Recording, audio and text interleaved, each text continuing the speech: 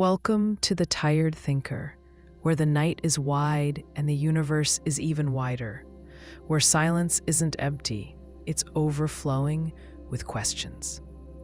Tonight, we look outward, past our warmth, past our orbit, into the cold gulf, where stars burn like distant campfires. And we ask one of the oldest, strangest questions humanity has ever whispered into the dark. If the cosmos is so vast, so old, so teeming with possibility, where is everyone? This is the Fermi paradox, the contradiction between the high probability of extraterrestrial civilizations and the aching quiet we hear instead. If life should be common, why does the night sky feel like a locked door? Are we early? Are we alone? Or are we simply not listening the right way? Perhaps civilizations bloom and burn before they can speak. Perhaps intelligence is a flicker, not a flame. Perhaps we are quarantined in polite cosmic silence. Or perhaps the others are watching, waiting, camouflaged among the stars. These aren't puzzles with clean conclusions, but labyrinths, places to wander, not escape. Spaces where wonder and dread hold hands. So tonight, we'll walk through the possible explanations, from the hopeful to the terrifying, from the scientific to the mythic, tracing the thin boundary between presence and absence. But first, tell me, what sky holds you tonight? What hour is hanging over your corner of Earth? Knowing when and where you are always helps me remember how small and miraculous we are. And if you find yourself pulled along by mysteries like this, I'd be grateful if you liked or subscribed, so more curious travelers can join us in listening for echoes across a universe that may be full of voices we haven't yet learned to hear. Now, shall we step into the quiet? The night sky looks full, yet it feels empty. Billions of stars, countless planets, a universe old enough to have grown entire civilizations many times over. Still, when we listen, nothing answers. No signal, no message, no sign of another mind looking back. The question sits quietly and does not rush. If the universe should have company, then why do we stand here alone? It helps to start from the ground we stand on. Earth is not special in its material. The same carbon, oxygen, metal, and water exist everywhere. Stars like the sun are common. Planets the size of Earth are common. Temperature zones where liquid water can exist are common. Life, if it can form here, should form in many places. And if life can become intelligent here, then it should become intelligent somewhere else. This line of reasoning led thinkers to expect the sky to be full of neighbors. The silence forces us to slow down and ask why the silence holds. One answer is distance. Space is large in a way we do not feel in daily life. The closest star system is still more than 4 light years away. If we fired a spacecraft toward it today, with our best engines, it would take tens of thousands of years to arrive. If someone out there sent a message today, and it traveled at light speed, it would still take years, centuries, or millions of years to reach us, depending on where they live. The silence might mean we are speaking across a gap too wide for conversation. Not because no one is there, but because we do not share the same moment. Imagine 2 cities on opposite sides of a desert. One city may send a letter, but the courier never reaches the other side because the desert is too large. The sender believes they are unheard. The receiver never learns there was a message. Both cities assume the other is quiet. They are wrong, but distance makes them wrong without error. The stars might work in the same way. Each civilization may speak, but the message dies before anyone hears it. Another answer is time. The universe is old, older than any human scale of thought. Stars were already burning long before Earth formed. Life here has existed for billions of years. Human culture, however, barely reaches beyond a few thousand years. Radio communication is only a little older than a century.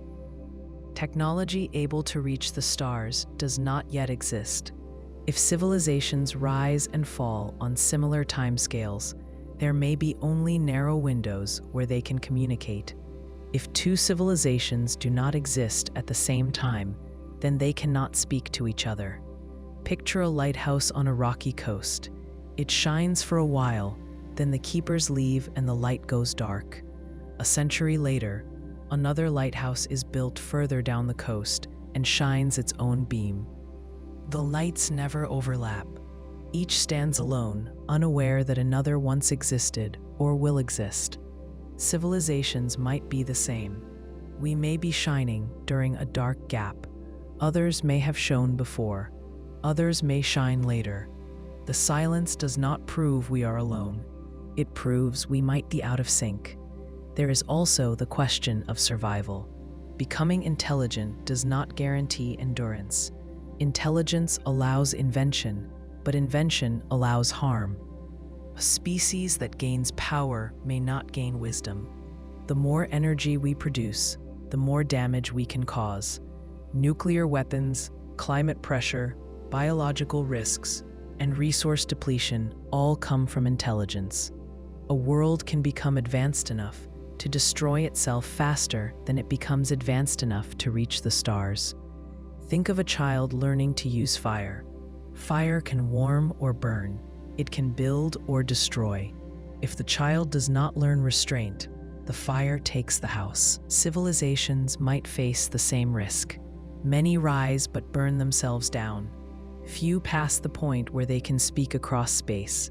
If we have not heard from others, it may mean most do not make it far enough to speak. Another idea is that we are not looking in the right way. We assume alien communication would look like our radio signals or our language patterns. But another species may think in forms we do not yet understand. They may use communication bound to forms of physics we have not discovered. Or they may not communicate across space at all. They may speak inward, not outward. A civilization turned inward could become absorbed in virtual worlds, synthetic environments, or self-contained systems. If a species builds a world that meets all its needs, the stars become background. They may never think to signal anyone else. Picture a person sitting in a warm room with food, comfort, and company. Outside, the night is cold. They do not step outside to shout across the valley. They remain where they are. A civilization can do the same. Contentment does not need to reach outward. We can also consider the idea that silence is chosen. The universe may not be friendly. If a civilization believes that making itself known invites danger, then silence becomes strategy. Speaking into the dark could tell hostile listeners where to find you. In a forest at night, anything that makes noise risks being hunted. This idea is known as the dark forest theory. Life remains quiet, not because it is absent, but because survival rewards quiet behavior. Imagine walking through a dark forest at night. You do not know who or what shares the woods. You do not shout. You do not light a fire. You move with care. If another traveler is there, they do the same. Two humans could pass within meters without knowing. Silence can mean caution. If the universe holds both hunters and the hunted, then silence is the rule. One more possibility is that we are looking for minds too much like ours. Life elsewhere may not think the way we think. It may not organize into societies. It may not build machines. It may not value technology. It may not communicate. Life with intelligence could exist in oceans under ice on distant moons, unable to see the stars. It could exist in atmospheres of gas giants where building tools is impossible. It could exist in forms we would not recognize as life. If our definition of intelligence is narrow, we may be surrounded by living worlds and still say the sky is empty. We stand under the night sky and ask where everyone is. The silence does not answer, but silence is not the same as absence. The silence leaves space to think. It gives us room to look at ourselves, whether we are early, late, distant, hidden, cautious, or misunderstood. We still face the question of what we do with the quiet. We listen, we watch, and we consider that the silence itself might be telling us something important. The idea that we might be the first is uncomfortable. It asks us to accept a universe full of potential that has not yet been realized anywhere else. It suggests that Earth might be the earliest point where matter learned to think, speak, and question itself. This idea is simple to describe, but heavy to consider. Maybe we are not late to the cosmic conversation. Maybe we are the first voice. The universe is old, but not infinite in age. It began around 13.8 billion years ago. The first stars formed before any planets could exist. Those stars lived brief, hot lives and exploded. Their remains created the heavier elements that make planets, oceans, air, and bodies. It took time before the universe contained the ingredients needed for life. This means life could not appear right away. There was a waiting period written into the universe itself. Earth formed about 4.5 billion years ago. Life seems to have appeared soon after conditions allowed. If life begins quickly once the environment is right, then life might also be quick to appear elsewhere. Yet we still see no evidence of older civilizations. The universe had many planets before Earth formed. If those planets developed life early and advanced quickly, we might expect them to be millions or billions of years ahead of us. Civilizations with that much time could have spread across the galaxy, leaving traces everywhere. They could have left marks on stars, planets, and space itself. The absence of those marks forces us to consider the possibility that Earth is early. One way to understand this is to picture a classroom. The bell rings, and one student arrives. The room is quiet. They sit down. They wait. They do not know if they are early or if everyone else has chosen not to come. The silence does not tell them anything. If other students arrive later, they will conclude the first was simply early. If no one arrives, the silence deepens. We might be in the quiet part before others appear. We can also think about the timeline of the universe. Stars like the sun will continue forming for trillions of years. Most of the universe's habitable planets do not exist yet. We live in the early generations of stars. If the peak age for life and civilizations lies far in the future, then we might be part of the opening act rather than the main event. The first light in a long night. The conditions for complex life took a long time to form on Earth. For billions of years, life consisted only of single cells. Multicellular life appeared much later. Intelligence came even later. And the form of intelligence that builds tools, uses language, and sends signals appeared only in the last instant of geological time. That delay may be common. If so, even planets older than Earth might still be working through long stretches of slow biological progress. Life could be widespread, yet intelligence rare and young everywhere. Imagine a forest growing on volcanic ground. Trees take time to rise. Underbrush appears first. The first tree to stand tall does not know if others will reach the same height. It only knows the land feels quiet. We may be that first tall tree in the early forest. Another reason we might be early is that the universe used to be more hostile. Radiation levels were higher. Impacts from space rocks were more frequent. Stable climates may have been harder to maintain.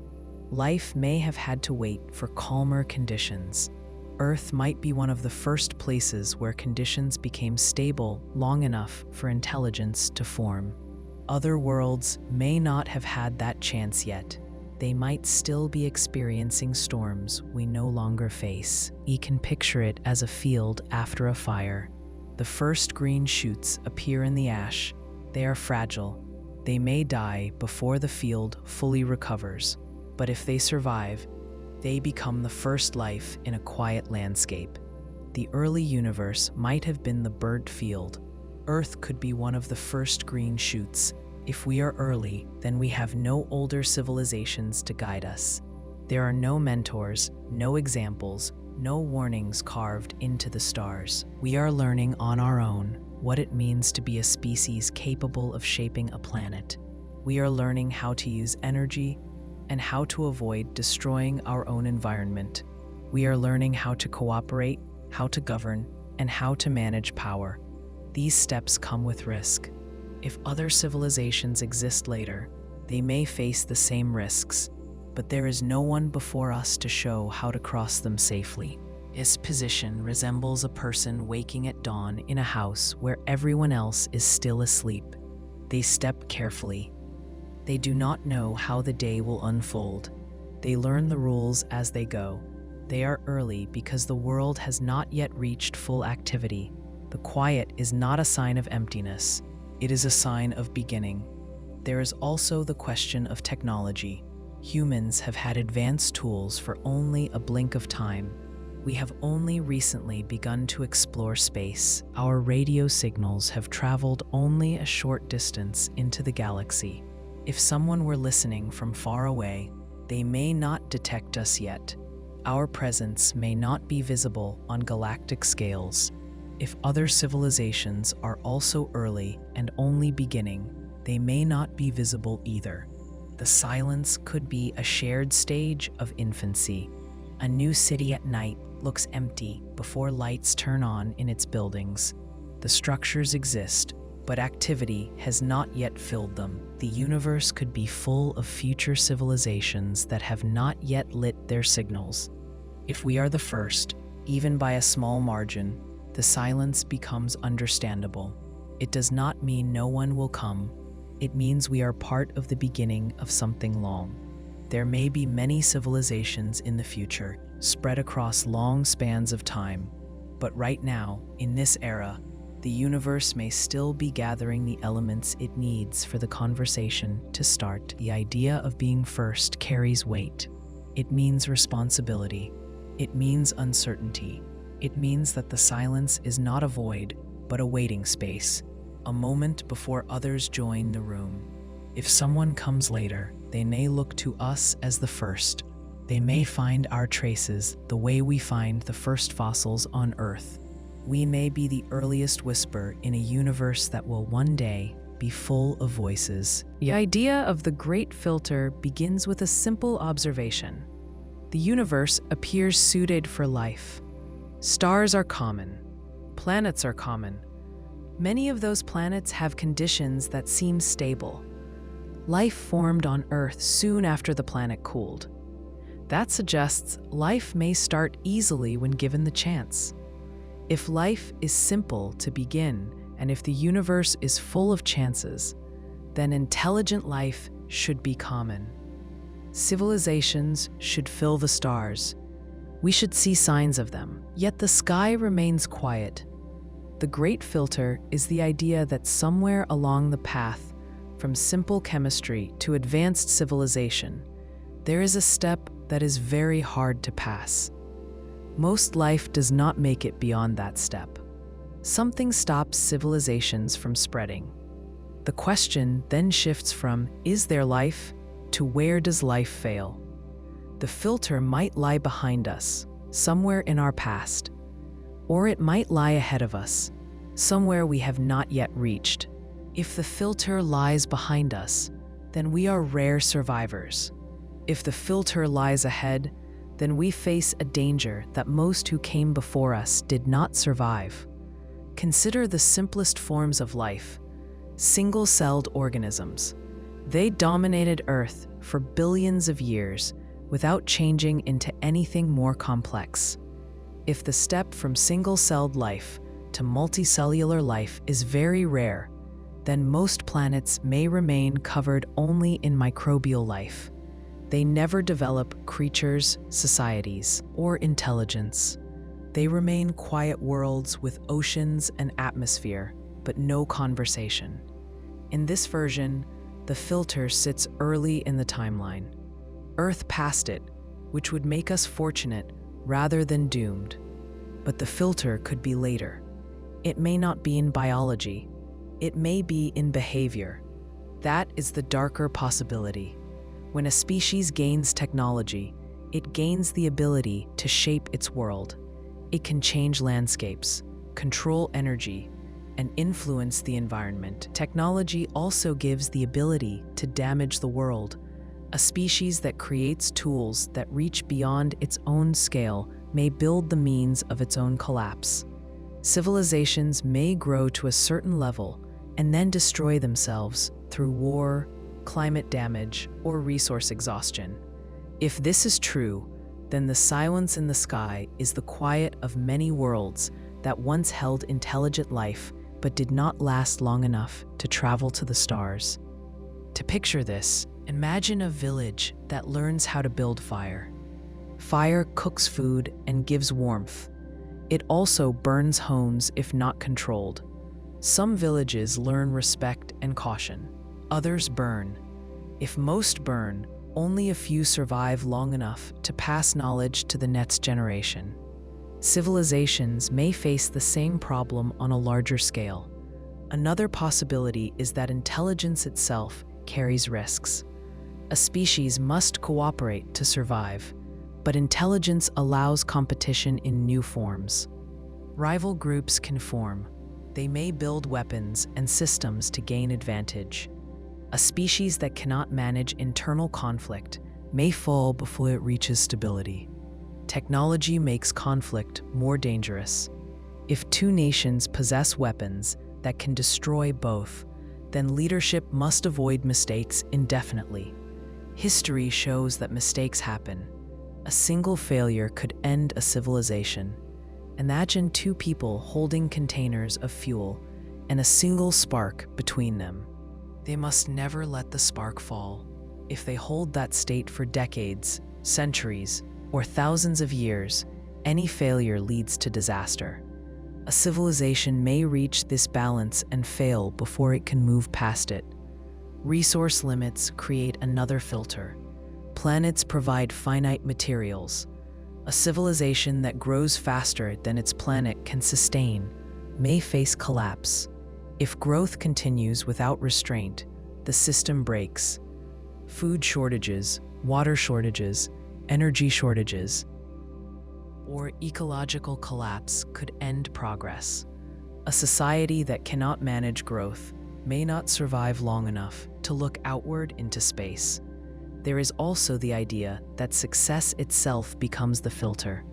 A civilization may become comfortable. If a society creates environments that satisfy all needs, virtual realities, controlled climates, stable energy, then exploration becomes unnecessary. Curiosity may fade. The drive to expand may weaken. Civilizations may turn inward and remain on their home planets, never leaving traces we can detect. They do not vanish, but they withdraw from the wider stage. The silence then is not death, but isolation.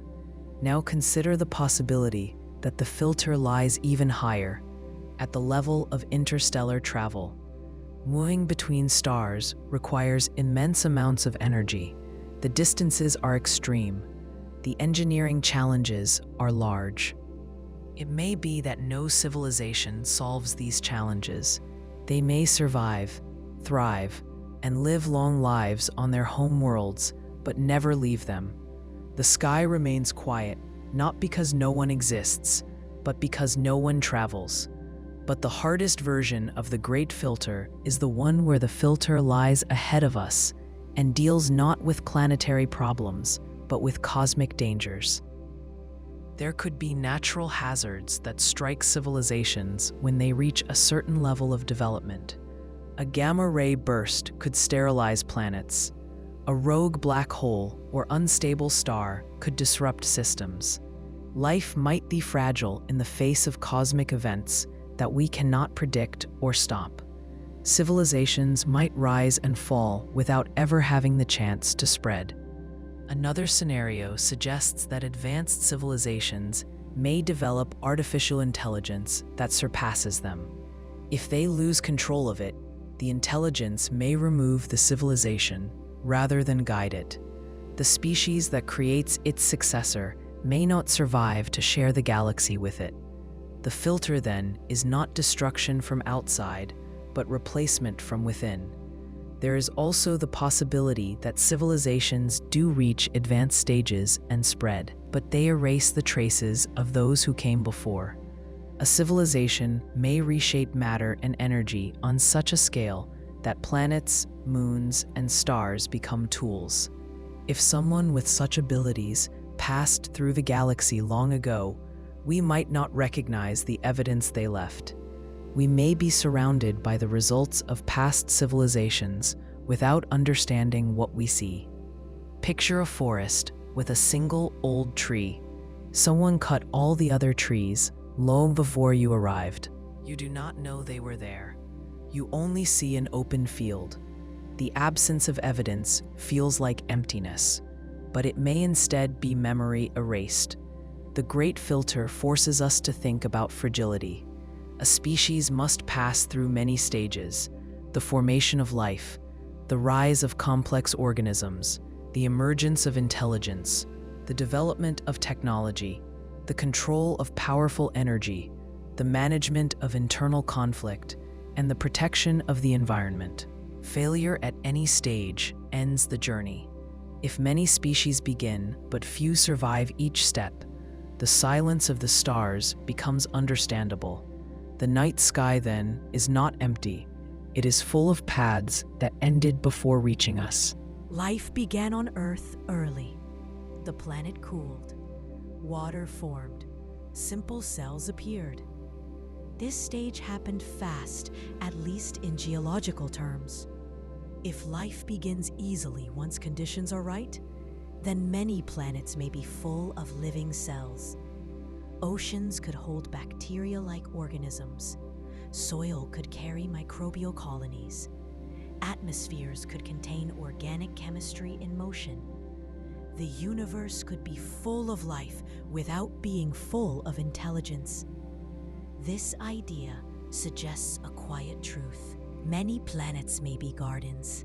They may bloom with life, but they may never produce minds that ask questions, build tools, or send signals into space.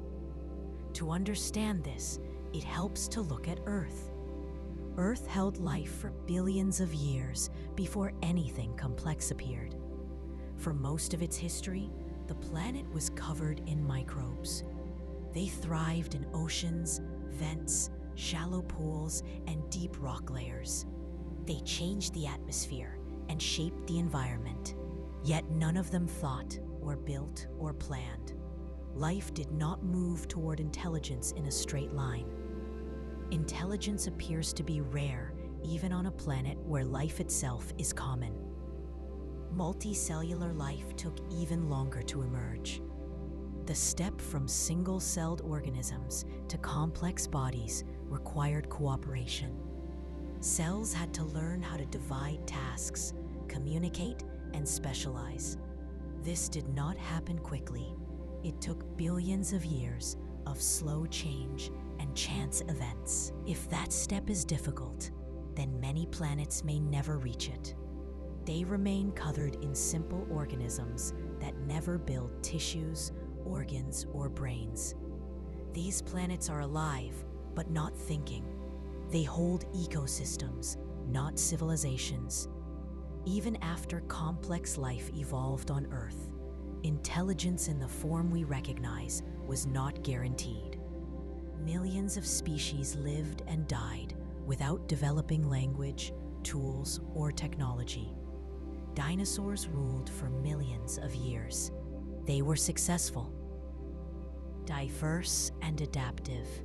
Yet, as far as we know, they did not build structures, form written communication, or attempt to understand the universe. They filled the world, but they did not shape it with thought. Large bodies and active ecologies do not require minds that ask questions.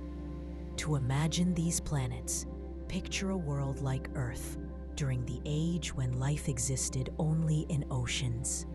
The seas are thick with microorganisms. The water shimmers with color when sunlight passes through plankton. Coral-like structures may build reefs. Predators and prey may move in slow patterns. The world is full of activity and growth. Yet there is no speech, no writing, no art, and no reflection. The ocean is alive, but unaware of itself. No one on that world wonders about the stars. Now picture a world like Earth during the age of lush jungles and giant creatures. Forests stretch across continents. Rivers flow through valleys. Animals hunt and hide. They learn behaviors. They solve small problems for survival. They communicate in calls and movement, but they do not ask why they exist. They do not study physics. They do not build telescopes. They do not consider their place in the universe. The world is full of life, but it does not reach outward. It does not know there is anything beyond itself. If planets like this are common, the universe may be full of life, but quiet. A planet with active ecosystems does not produce signals that travel across space. It does not create radio waves or satellites. It does not build machines. It leaves no trace that we can detect from here. A galaxy full of living worlds would still appear silent from our point of view. We would see the stars, but we would not hear any voices. The idea that intelligence is rare also fits with the timeline of Earth. Humans appeared very late. All of human history is a small fraction of the planet's story. If we compress Earth's timeline into 1 year, life appears in January. Complex life appears in November. Humans appear in the last minutes of December 31st. Technology appears in the final seconds. That scale shows how unusual our moment is. Most of Earth's history did not involve minds that reflect or explore. The path to intelligence involved many steps that might have been fragile. The right environmental pressures had to occur. The right genetic changes had to happen. The right forms had to survive. If any of those steps had not occurred, Earth today could still be covered in forests or oceans filled with life, but without any species capable of asking questions. A planet does not need intelligence to be stable or successful. Life adapts. Ecosystems balance. Food chains form. Planets can support life for long periods without ever producing tool-making species. Evolution does not aim for intelligence. It simply favors traits that help survival. Intelligence is one possible outcome among many, but it is not required. Most life may find comfortable niches and remain there. Picture a world with thick mosses covering rocky plains. Small creatures move among them. The climate remains steady. The life on that world has no reason to change. No event pushes it toward building machines. It continues generation after generation, stable and complete in itself. That world does not lack anything. It simply does not reach for the stars. This possibility changes how we think about silence. The silence may not mean loneliness. It may mean the universe holds many living worlds that simply do not produce civilizations. If intelligence is not inevitable, then we cannot assume every planet with life will become a planet with minds. This idea raises another question. Why did intelligence appear here? Was it chance? Was it a rare combination of climate, competition, movement, environment stability, and social behavior? On Earth, intelligence formed through a lineage that moved from tree branches to open grasslands. The need to track group members, form strategies, plan for the future, and use tools may have shaped the brain. Without those pressures, intelligence might not have formed. If a planet has different animals and different pressures, it may never reach that point. A world with stable food supplies may never reward planning. A world with few predators may never reward cooperation. A world with harsh environments may not allow long-term development. Intelligence could be the outcome of specific narrow paths, not the common result of life in general. If most planets are gardens without gardeners, the universe may be full but quiet. The stars may shine over worlds that teem with oceans and forests, yet no one on those worlds looks back at the sky. They do not wonder who else is out there. They do not try to reach out. They do not ask questions because they do not need to. They exist, and existence is enough.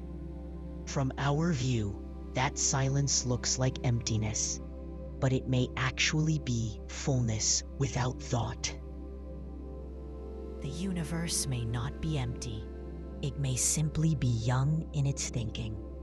We may be one of the first minds learning to speak. A quarantine hypothesis suggests a simple idea. We are not alone, but no one is talking to us yet. Other civilizations may know we exist. They may have the ability to reach us. They may even be near us in ways we cannot detect. But they choose not to communicate. The silence is not a sign of emptiness. It is a boundary. To understand this, picture a wildlife reserve. The animals inside live their lives without knowing they are observed. Researchers watch them from a distance. They avoid disturbing behavior or changing the animal's environment. They wait to see how the animals develop on their own. The goal is to learn, not interfere. The animals assume they are alone, though eyes rest on them from beyond the trees. The quarantine hypothesis says humanity may be in that position.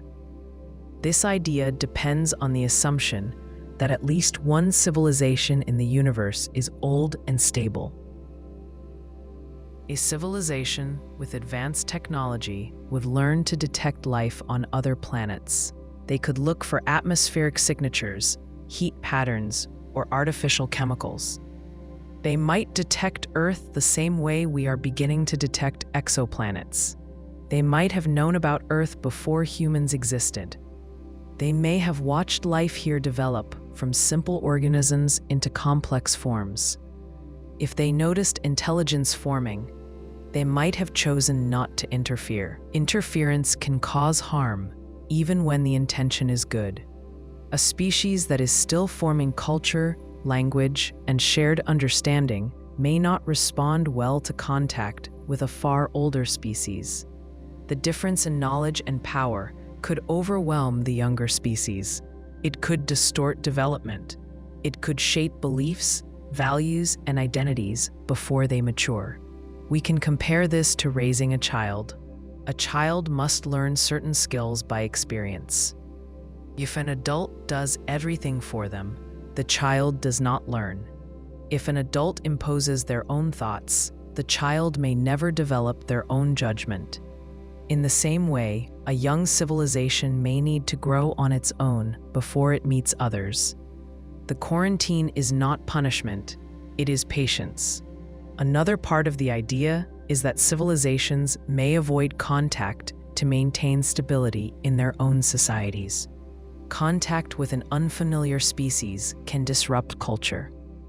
Each civilization builds structures of meaning. Religion, history, narrative, identity, and social order depend on internal stories. If evidence of another intelligent species arrives, it can unsettle those stories. The impact could be peaceful curiosity or fear and conflict. An old civilization may choose silence to avoid causing such disruption, both for others and themselves. Now consider communication. If a civilization knows we exist, they could reach us. They could send signals, probes, or even visit, but they may choose not to because they see us as not ready. Readiness may involve several criteria. A species must demonstrate stability. It must show it can manage conflict, maintain life support systems, and avoid self-destruction. It must develop science to understand what contact would mean. It must show it can act with restraint and reflection. If we have not met those conditions yet, then silence continues. We can observe our own world. We still struggle with conflict between groups. We still face environmental pressure from how we use resources. We develop technology faster than we develop caution. We explore without always thinking about long-term consequences.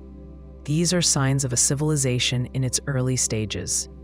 A civilization watching us might want to see if we can stabilize before they speak. Imagine a classroom with a student learning to solve a problem. The teacher does not announce the answer while the student is thinking. The teacher waits to see if the student can find a solution on their own. The act of learning matters more than the final answer. A watching civilization may follow the same principle. There is also the idea that communication between civilizations may follow rules. These rules could be cultural, ethical, or even legal within a network of civilizations. They may have agreed not to contact young civilizations. The rule could exist to prevent power imbalance, or to avoid repeating past mistakes, or to protect diversity of development. In this case, silence is policy, not accident. Another scenario is that communication is possible, but only in ways that we are not equipped to notice. Our tools may be too simple. We may be listening on the wrong frequencies, or at the wrong times, or with the wrong expectations. If an older species uses forms of communication beyond radio waves, we would not detect it. They might communicate through quantum systems, gravitational patterns, or methods we have not imagined. They may be speaking, but we are still learning the alphabet. Think about someone playing music at frequencies humans cannot hear. To another species that hears differently, the music is loud and clear. To us, the room seems silent. Our instruments are new. Our knowledge is new. We may be at the stage where the world is full of signals we do not recognize. There is also a softer possibility. A civilization may be waiting for us to signal first. They may have decided that contact must be mutual. We must show that we want to join the conversation. So far, we have sent only faint signals into space, and for a very short time. Our presence is detectable, but our intent is not clear. To them, we may seem like a world that has just begun to look outward. A blackout of communication can also be a test. If we can show that we can survive our technological adolescence, then contact becomes less risky. If we cannot, then the silence remains and the experiment ends. In this view, the universe is not empty and not indifferent. It is waiting. The quarantine hypothesis does not require belief in any specific civilization. It does not depend on hidden visitors or secret signals. It only asks us to consider that silence can be a choice. The universe may be full of listeners who speak only when the time is right. The idea that civilizations once existed but are now gone offers a quiet explanation for the silence we hear. The universe is old. Civilizations may have risen, expanded, built tools, explored, and then disappeared long before humans began to look upward. Their cities may have crumbled, Their worlds may have changed. Their signals may have faded into background noise. We search for voices, but we may be listening too late. When we look at Earth's own history, we see how fragile, complex societies can be. Empires rise and fall. Cities grow, then collapse from famine, war, or disease. Even our oldest surviving structures represent only a small part of our timeline. Written records reach back only a few thousand years. Before writing, there were cultures and languages that left almost nothing behind. If we did not know to look for bones, tools, and carvings, we might believe there were no humans before recorded history. Time removes evidence faster than we expect. Now stretch that pattern across thousands, millions, or billions of years. A civilization on another planet could have formed when Earth was still cooling. It could have developed technology we struggle to imagine. It could have explored its solar system and built machines that used energy from stars. It could then have ended. Not through any dramatic event, but through slow changes, environmental shifts, internal conflict, or resource exhaustion. By the time humans appeared, nothing would remain except traces we do not know how to recognize. Imagine a city built of metal and glass. Over time, the metal rusts, the glass breaks. Plants grow and soil covers the streets. Wind and rain grind structures into dust. After tens of thousands of years, the site becomes a plain. After millions of years, that plain may shift into ocean. After hundreds of millions of years, the planet itself may reshape the land through tectonic movement. What remains of the city? Nothing that looks like a city. This is the problem with searching for civilizations across deep time. Even on Earth, we struggle to find evidence of societies that lived only a few tens of thousands of years ago. We know those societies existed because we share ancestry with them. If we were not here to remember them, their presence might be invisible. Now consider another planet far from us, without anyone to remember its past. By the time we look, the planet may have erased its story. Signals fade as well. Radio waves spread out. They weaken as they travel. After enough distance, they blend into background radiation. If a civilization broadcast across space millions of years ago, those signals may have reached us in the distant past. Earth may not have had intelligent life at that time. Or the signals may have arrived when Earth was a planet covered in oceans with no land plants. The signal would have passed and moved on, unnoticed. We look for patterns now, but if the broadcast ended long ago, we are listening after the echo has died. Think of sound waves in a canyon. A shout produces an echo. But if you arrive in the canyon after the echo has already faded, you hear only silence. The silence does not mean there was never a sound. It means the moment to hear it has passed. There is also the scale of cosmic events. Stars die. Planets become uninhabitable. A civilization may build itself around a star, only for that star to change or explode. It may try to move, but movement between stars is slow and dangerous. They may not have time.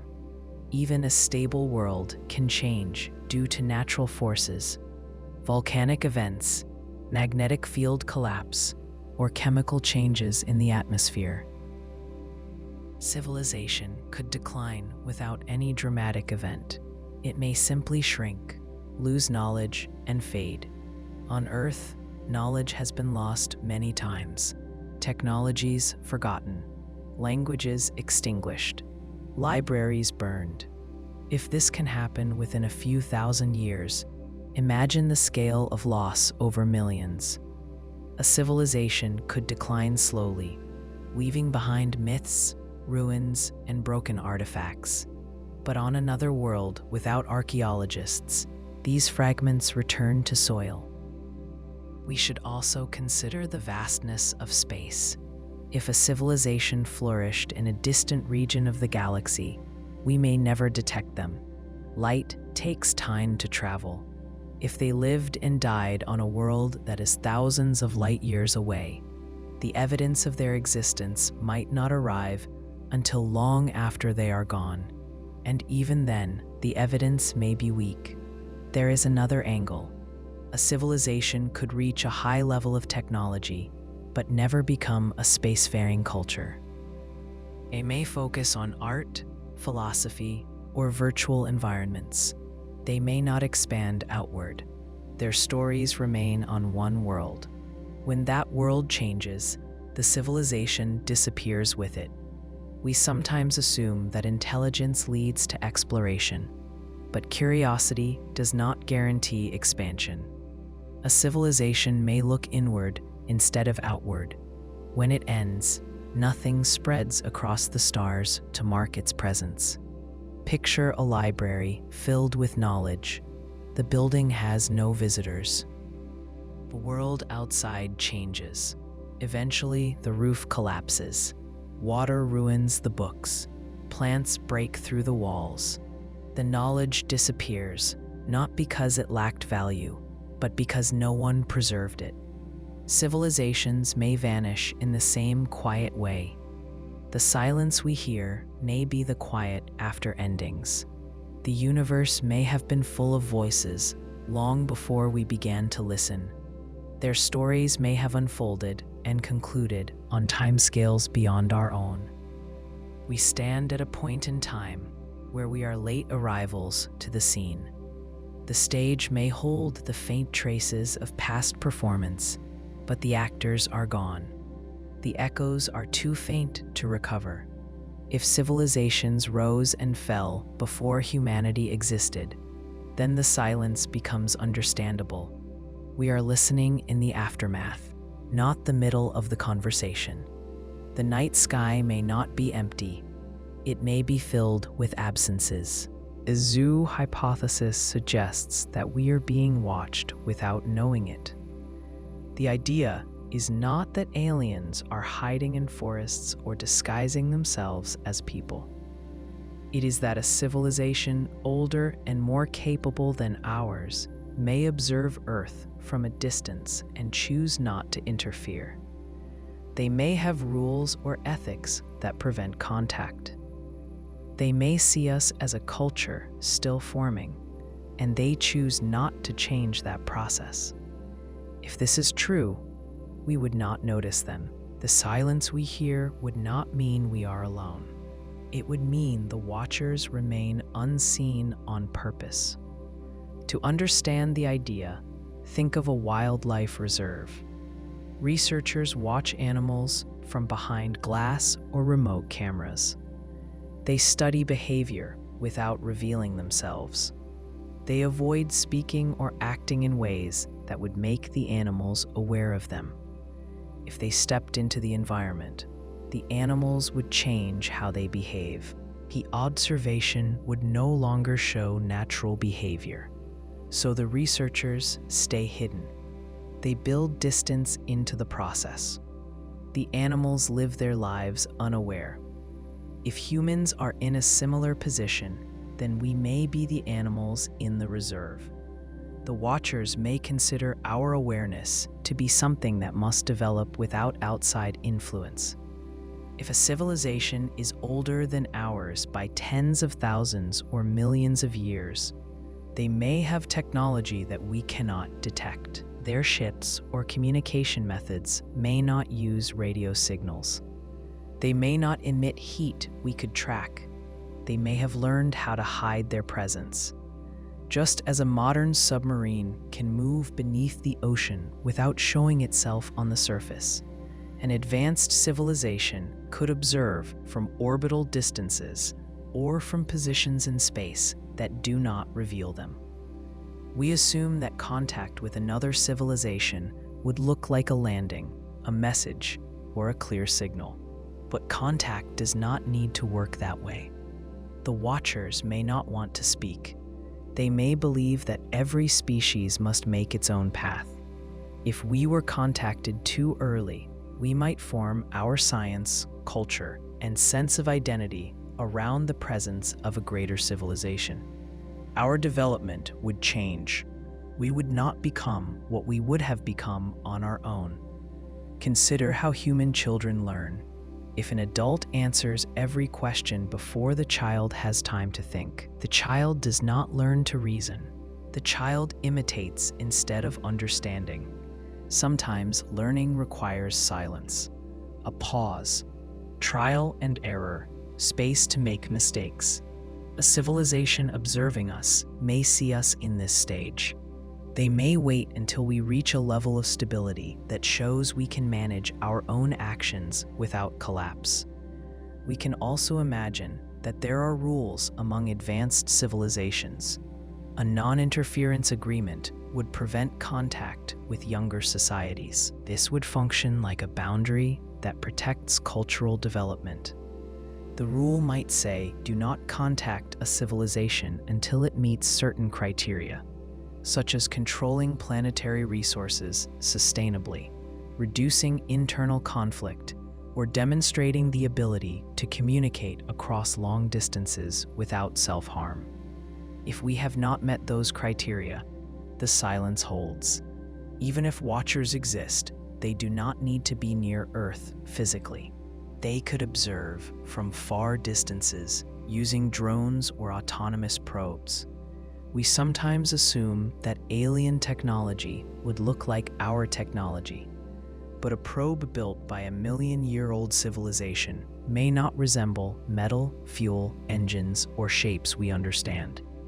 It could be small, it could repair itself, it could resemble natural objects, it could be a thin shell of sensors drifting among dust and asteroids.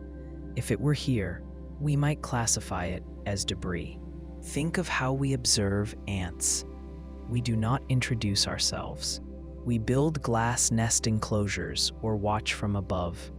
The ants do not know we exist. They do not recognize the shape of a human as meaningful. The scale difference blocks understanding. If a civilization is as far ahead of us as we are ahead of ants, then recognizing them might be impossible for us.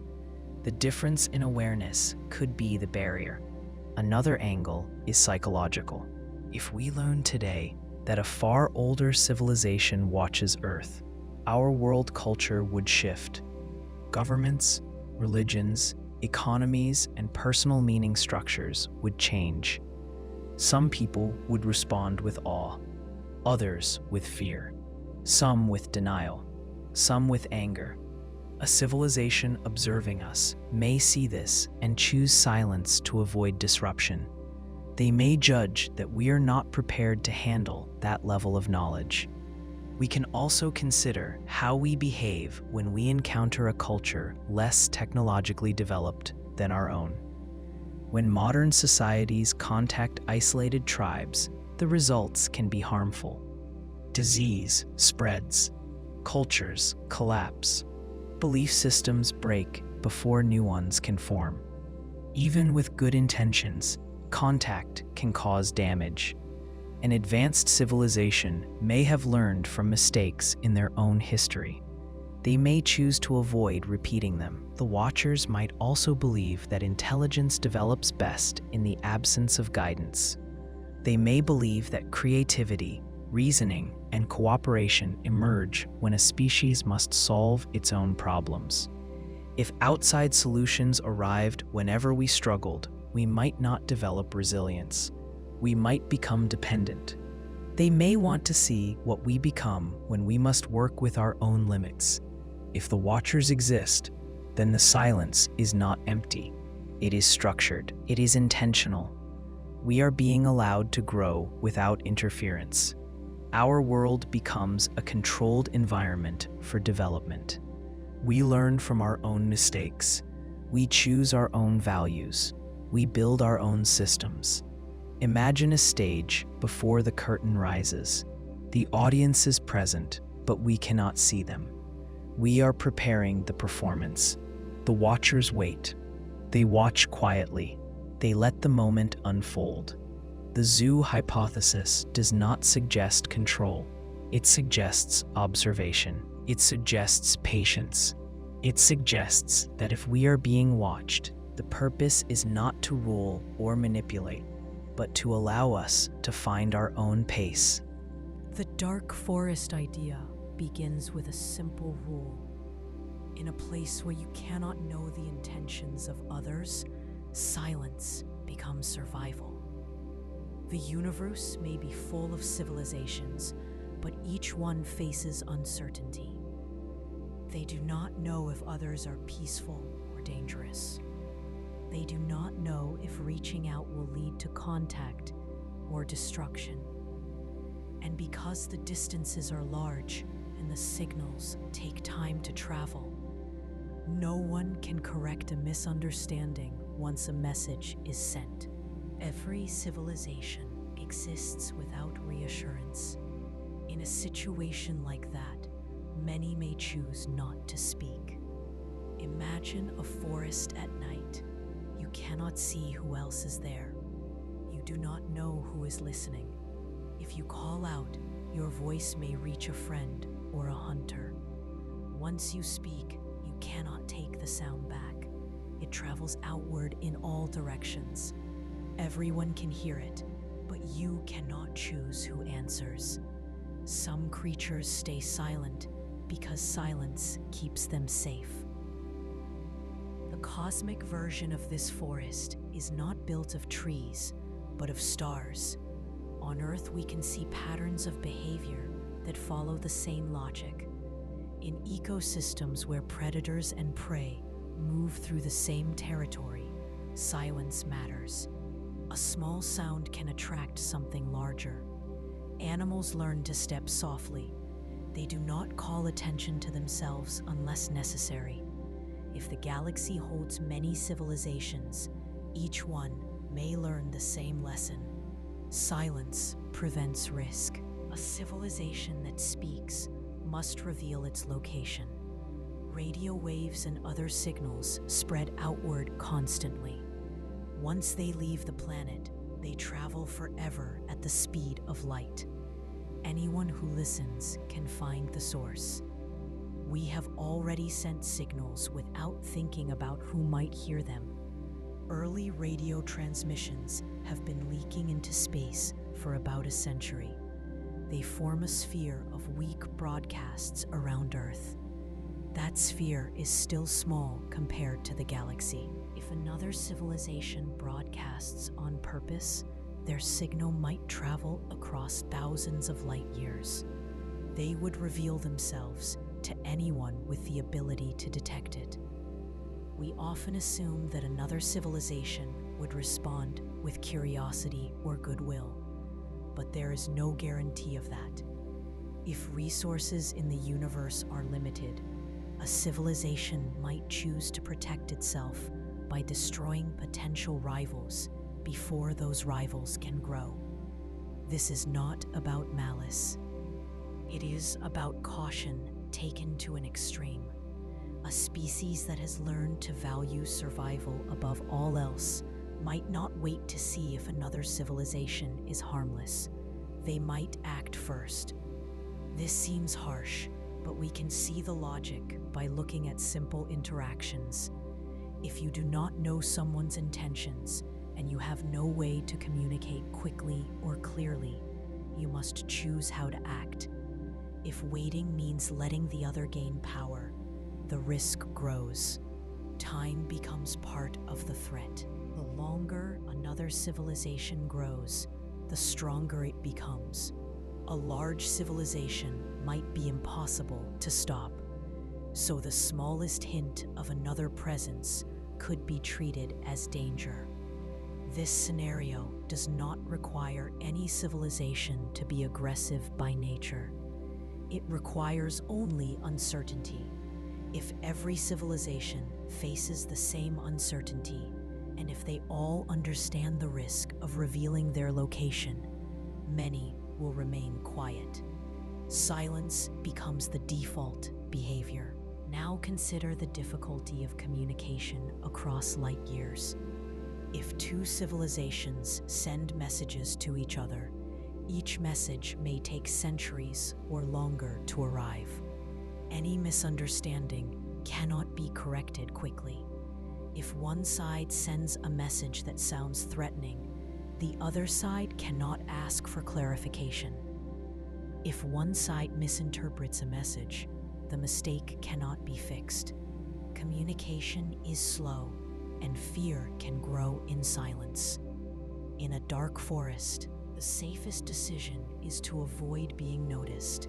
That means not broadcasting signals, not building large visible structures, and not emitting detectable heat signatures. A civilization with advanced technology may cloak itself, reduce emissions, or move underground or underwater. If many civilizations act this way, the galaxy would appear empty even if it is full. There is another angle.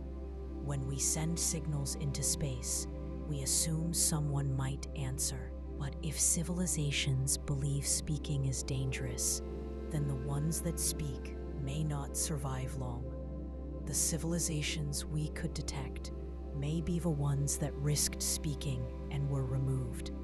The civilizations that survive are the ones we cannot see because they do not send signals. The silence we hear would not mean absence, it would mean caution. We can think about this in familiar terms. If you walk through a dark neighborhood at night, you do not shout about where you live or what valuables you carry. You move quietly. You avoid becoming a target. This behavior requires no aggression. It requires only awareness that the environment is uncertain. If the galaxy is a dark forest, then Earth is a small voice that has just begun to speak. We have sent probes, signals, and broadcasts. We have lit our planet with artificial light. We have become visible, but we do not yet know who might be listening. We may not understand the rules of the environment we have entered. This idea does not claim that other civilizations are hostile. It claims they are cautious. Caution can create silence. Silence can create misunderstanding. The result is a galaxy where everyone watches and waits. The darkness is not empty. It is full of eyes that do not speak. A search for signals from other worlds assumes that intelligence wants to speak. We point antennas toward the sky. We send radio messages. We imagine conversations across light years. But this expectation may not hold. Intelligence does not require communication. A civilization may understand its place in the universe and still choose silence. The signal we wait for may never come because no one is sending one. To understand why, start with the nature of communication across large distances. Any signal sent into space travels at the speed of light. Even the nearest stars are several light years away. A message could take centuries to reach a listener. The listener would then need centuries to reply. The exchange would feel more like writing in stone and speaking. This is not conversation. It is a message in a bottle cast into an ocean with no shoreline in sight. The effort may feel pointless to a civilization that has already explored its own planet and answered its own questions. They may not see value in reaching outward. Communication also reveals location. Any signal strong enough to reach another star is also a beacon. It shows where the sender lives. The sender cannot know who hears the signal. They cannot filter the audience. Broadcasting becomes an act of trust. That trust may not be justified. If a civilization has ever experienced harm, or if they had studied history and seen how contact between unequal cultures can lead to exploitation, they may not want to announce themselves. Silence becomes a rational form of self-protection. A comparison can be found in the ocean. Whales communicate with each other, but they do not broadcast constantly. They call only when they need to. In waters where large predators hunt by sound, quiet behavior can mean survival. If the galaxy holds both peaceful and predatory civilizations, silence is a safe default. Speaking becomes risk. Silence becomes the rule. Some civilizations may look inward rather than outward. They may devote their attention to solving problems at home. They may focus on improving life conditions, maintaining ecosystems, or developing forms of art or understanding that do not require expansion. Once a species has achieved stability and comfort, the drive to seek contact may fade. There may be no loneliness to fill. A civilization satisfied with its world may simply have no reason to reach beyond it. We often assume that exploration is natural because humans explore, but humans evolved in a world where movement and discovery were necessary for survival. A species that evolved in a stable environment with abundant resources may not develop the same drive. A civilization may have intelligence without curiosity that stretches beyond their planet. They may think deeply, build tools, form culture, and create meaning, all without ever looking at the stars with intent to speak. There is also the issue of purpose. Communication assumes shared goals. Two civilizations might not share any reference points. Their senses may differ. Their ways of thinking may differ. Their understanding of meaning may not overlap with ours. Communication between two different intelligences might be so limited that it holds no value. If meaning cannot be shared, there is little reason to reach out. The silence may reflect a recognition of the difficulty of connection. Some civilizations may have tried to communicate long ago and seen no results. They may have broadcast signals for centuries and received only silence.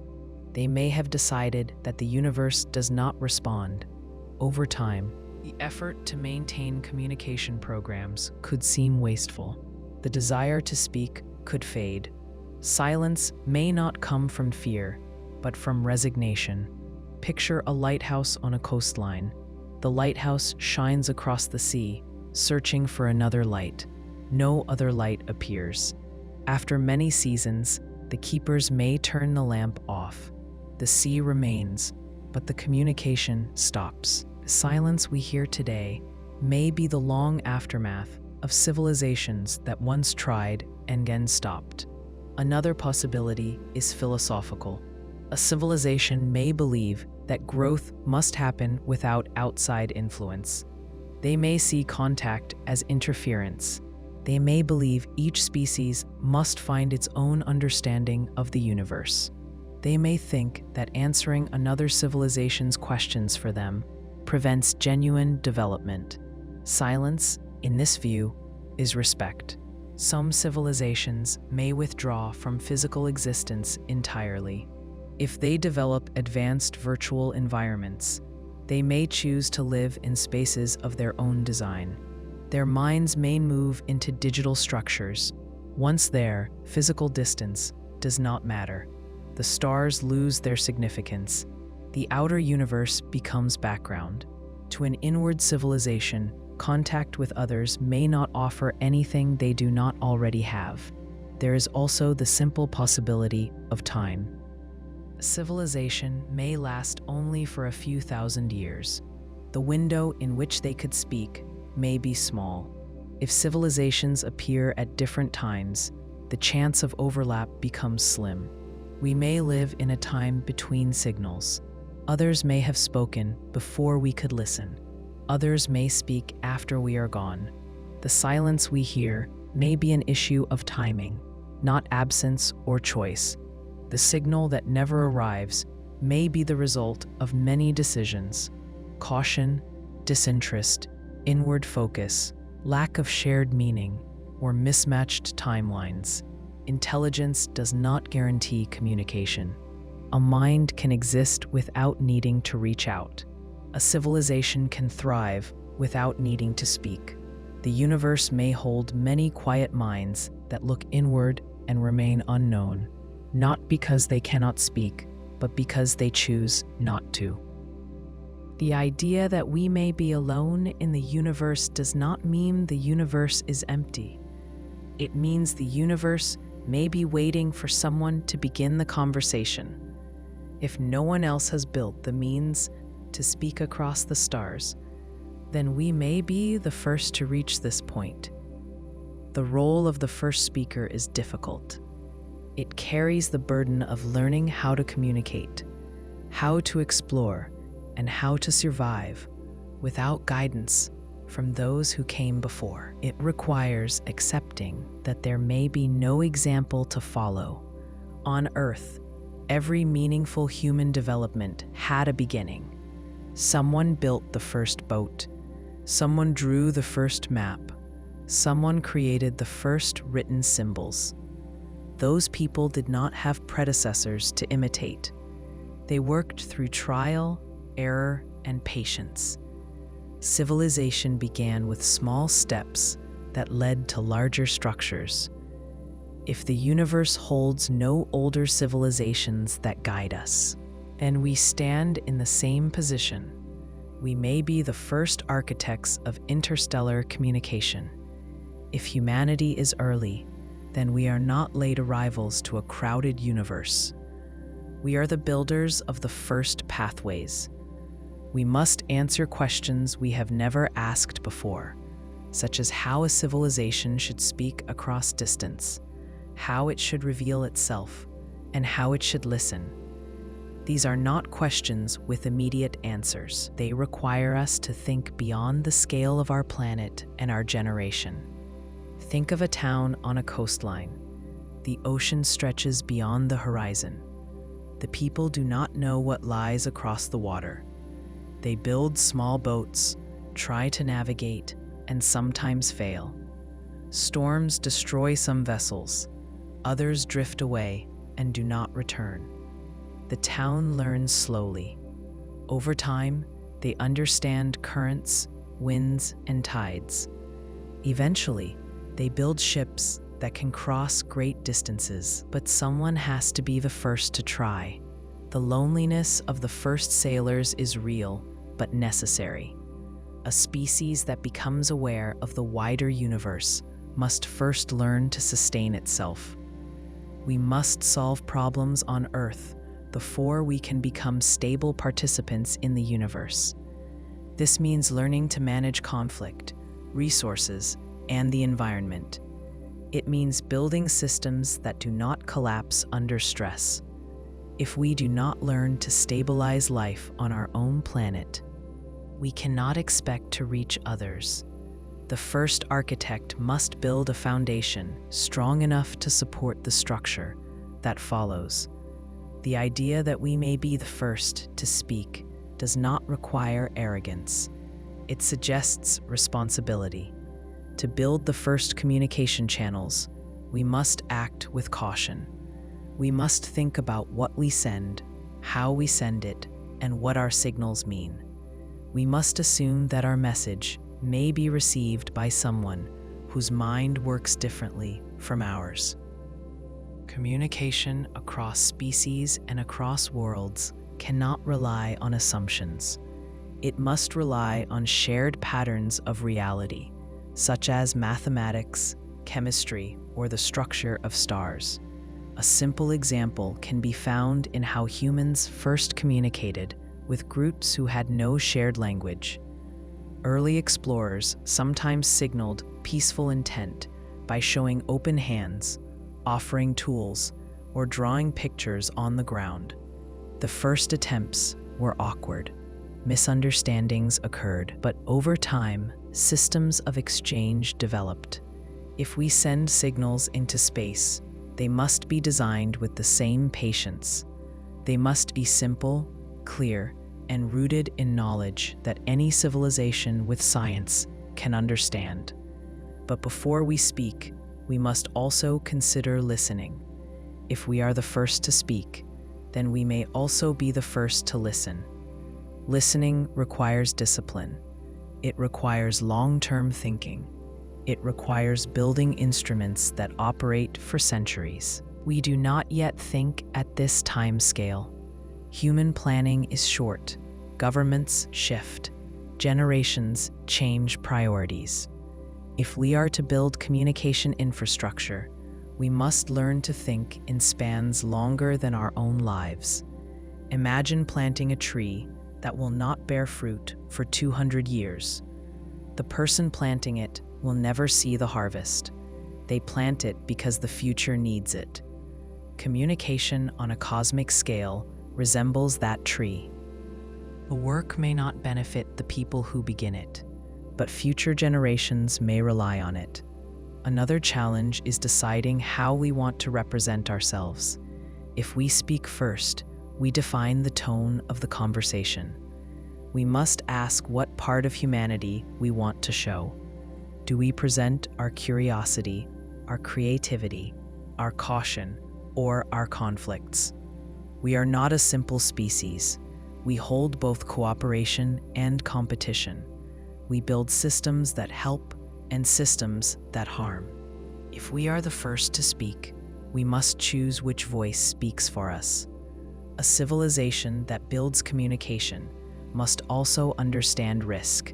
We do not know who might hear us. The dark forest perspective suggests that speaking may attract attention we do not want. If we choose to send signals, we must first understand the environment we are speaking into. The same silence that feels empty could be a sign of caution practiced by others.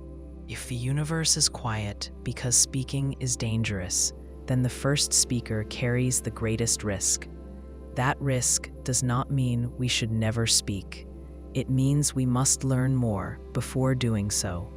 We must observe the universe in detail, understand stellar behavior, detect possible artificial structures, and map the environments where life might exist. We must move slowly, like someone walking through a dark, unknown landscape. We should learn before we announce ourselves. Being the first also means we may need to develop technologies that allow us to live beyond Earth. A species that remains on one planet is always vulnerable to natural or self-made disasters. To survive long enough to communicate, we must spread across multiple planets, moons, or other habitats. This does not require rushing. It requires planning, persistence, and a stable, long-term goal. The first architect must think like an engineer, not a conqueror. To accept the idea that we are the first is not to claim greatness. It is to recognize that the silence of the universe may not be a rejection, but an invitation to build, to learn, and to grow. If no one else has begun the conversation, then the task falls to us. The idea that civilizations are too young to know each other begins with time. The universe is old, but intelligent life may be new. Stars have burned for billions of years, and planets have formed around them. Life may appear often, but intelligence that can build tools and send signals seems to take much longer. On Earth, simple life began early, but humans emerged only recently. If intelligence follows a similar pattern elsewhere, then most civilizations may still be in early stages. They may not yet have the ability to speak across space. We might all be children in a universe that is still learning to think. Earth is about 4.5 billion years old. Life appeared within the first billion years. For most of the remaining time, life remained single-celled. The step to multicellular organisms took billions of years. Complex animals and plants appeared only in the last few 100 million years. Humans, as a species, are about 300,000 years old. Human civilization with writing, agriculture, cities, and technology is only a few thousand years old. Radio communication has existed for just over a century. For a cosmic scale, that is almost nothing. A civilization on another planet may follow a similar timeline. Even if its planet is older, the journey to intelligence is long and uncertain. The result could be that most civilizations reach technical ability at around the same moment, within a narrow band of cosmic time. Picture a classroom where new students enter at different times. Some walk in early, some arrive later. For a while, no one knows what to do. They sit quietly because the class has not yet started. They do not talk because no one has set the tone. The room feels silent, not because no one is there, but because they are waiting for something that has not begun. The universe may be in that state. Civilizations may be present, but the stage of communication has not started. Intelligence also requires survival past early dangers. A civilization must learn how to manage its environment, its resources, and its conflicts. This takes time. Human history shows how fragile societies can be. Wars, internal divisions, environmental damage, and technological risks can destabilize progress. If many civilizations face similar challenges, then most will spend their early centuries or millennia focused on internal matters. During that period, reaching out beyond their planet may not be a priority. They may be aware of space, but not ready to speak. Imagine a child learning to walk. The child does not think about running at first. The focus is balance, stability, and awareness of the immediate surroundings. If civilizations are young, they may be at that stage. They may be trying to learn how to stabilize themselves before seeking connection. The silence we hear could be the sound of many civilizations in their early development. There is also the problem of speed. Even if a civilization wants to communicate, it needs time to develop the technology to do so. Detecting signals from other stars requires sensitive instruments and careful interpretation. Translating signals into meaning requires patience and understanding of patterns. A civilization that has only recently developed science may not have built such instruments yet. We may be listening, but others may not be transmitting. Or they may be transmitting in ways we are not yet able to detect. Communication also requires recognizing that communication is possible. A species might observe the stars for beauty or navigation, but not consider the possibility of life beyond their world. Their worldview might not include the idea of aliens. They may not look outward with questions. Curiosity can evolve, but it is not guaranteed.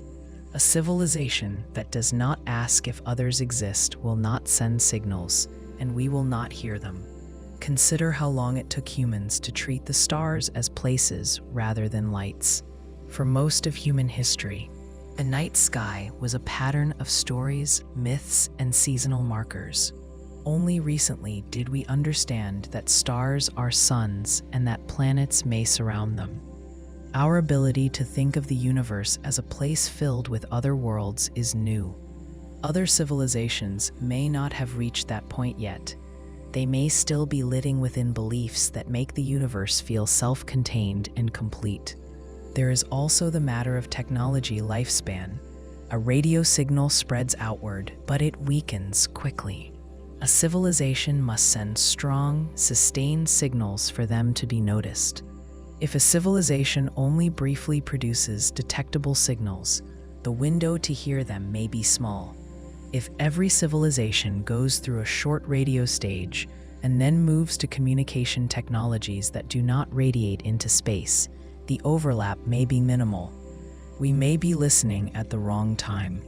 Imagine two people walking in a large open field at night. One turns on a lantern for a few minutes, then turns it off. Hours later, the other person turns on their lantern. They do not see each other because their times did not overlap. Silence does not mean absence. it means timing did not align. The cosmic child problem also suggests that the galaxy may be at a stage before civilizations form links. If intelligence is new, then communication networks have not had time to form. Once a few civilizations survive long enough, they may build the frameworks that allow others to join. But those frameworks do not yet exist. We are living before the first bridge-building period. This perspective changes how we interpret silence. The silence may not be a mystery to solve. It may be a normal phase in the development of intelligence. We may be in the early dawn of interstellar life, when the first civilizations are just beginning to emerge. If that is true, then our role is not to wonder why no one speaks. Our role is to keep developing until we are ready to join the future conversation. The universe may not yet be ready to speak, and we may not yet be ready to listen. The search for signals from other civilizations assumes that they would communicate in ways we can understand. We build radio telescopes. We scan microwave bands. We analyze light curves and look for repeating pulses. We choose these methods because we use them. But our tools and assumptions may be shaping what we expect to hear. If another civilization uses a different form of communication, then we would not notice it. The universe could be full of messages that pass through us without effect because we are not tuned to the right frequencies. On Earth, different species communicate in different ways. Humans speak with sound. Bees dance to show the location of flowers. Squid shift colors to signal mood or warning. Bacteria exchange chemical signals. The meaning exists, but only those equipped to sense it can receive it. If you cannot hear, a spoken message is silent. If you cannot see color shift, a warning becomes invisible. We may be in that position now, surrounded by messages for which we have no receptors. When we think of communication across space, we usually think of radio because radio travels far and is easy to detect. But radio is only one form of electromagnetic energy. A civilization might choose infrared, ultraviolet, gamma rays, or something beyond our current understanding. They may not rely on electromagnetic waves at all. They might use gravitational waves, quantum entanglement, or vibrations in the fabric of space-time. To us, these forms of communication would appear as background noise or nothing at all. Consider early humans using drums to send signals across distance. If someone listening had no knowledge of rhythm or pattern, they might hear the sound, but not recognize it as a message. A drum beat becomes simple noise without context. Meaning is not contained in the signal alone. Meaning comes from the system that interprets it. If we lack the system, the message is lost. We also expect communication to be intentional. We look for beacons, structured messages, or patterns that clearly indicate design. But communication can be unintentional. Civilizations might produce byproducts that reveal their existence. Waste heat, industrial chemistry in atmospheres, artificial structures that reflect light in unusual ways. These may be signals of presence. Yet these signals may be subtle, difficult to separate from natural processes, or masked by distance. We may not yet have instruments sensitive enough to detect them. Think about looking at a distant coastline through fog. There may be buildings, lights, and voices, but the fog blurs them. You see only shifting shapes. You might assume the shoreline is empty because your tools are limited. Our telescopes may be looking through the fog of interstellar distance. Another issue is lifespan. Signals may last only a short time. Civilizations might send out detectable broadcasts for only a few centuries before they shift to communication methods that do not leak into space. Our own communication systems are changing. Fiber optics and digital communication do not radiate outward the way early radio broadcasts did. If another civilization made this shift long ago, their detectable signal phase may be over. Our chance to hear them may have passed. Imagine two radio stations broadcasting at different times and frequencies. One broadcasts on an old band that is no longer used. The other broadcasts on a new band that the first never imagined. They exist in the same city, but never hear each other. Their signals never intersect. The silence is not real. It is technical misalignment. There is also the question of how intelligence interprets pattern. Human language is based on shared reference points, but a civilization shaped by different senses and biology might think in ways that do not resemble our patterns.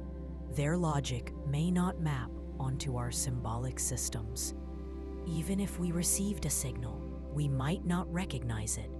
We could be receiving structured information right now and filtering it out as noise because we do not know how to translate it. We once did this with dolphin communication. For decades, we heard their clicks and whistles, but did not treat them as language. Only after study did we see structure. Before that, the meaning was present, but we lacked the tools to detect it. We may be searching too narrowly. We look for repeating signals. We look for patterns. But a message could be embedded in a broader natural signal. It could be encoded in the timing of pulsar emissions, the structure of nebulae, or the alignment of stars. A civilization with vast reach could shape energy on stellar scales. To us, those shapes would appear natural because we're used to assuming nature rather than intention. Picture a stone structure in a field. If it is weathered enough, we might mistake it for a natural rock formation. Only close inspection reveals human shaping. At interstellar distances, we cannot inspect closely. We see shapes and patterns in stars, but may not ask whether they were arranged. The assumption that communication resembles speaking is itself a limitation. Communication could be passive. A civilization might create archives stored in stable systems, such as asteroids or interstellar dust clouds. These archives could wait for others to discover them. But finding them would require us to know they exist and to know how to read them. We may need to change our approach. Instead of listening for voices from the stars, we may need to look for anomalies in natural patterns, chemical signatures that do not match planetary conditions, or energy distributions that imply intentional engineering. The universe may already contain signs of intelligence, but we must learn how to see them. We are searching for songs that match our own understanding, but the universe may be singing in forms we have not learned to hear. The search for intelligent life often begins with an assumption. We expect intelligence to look something like us.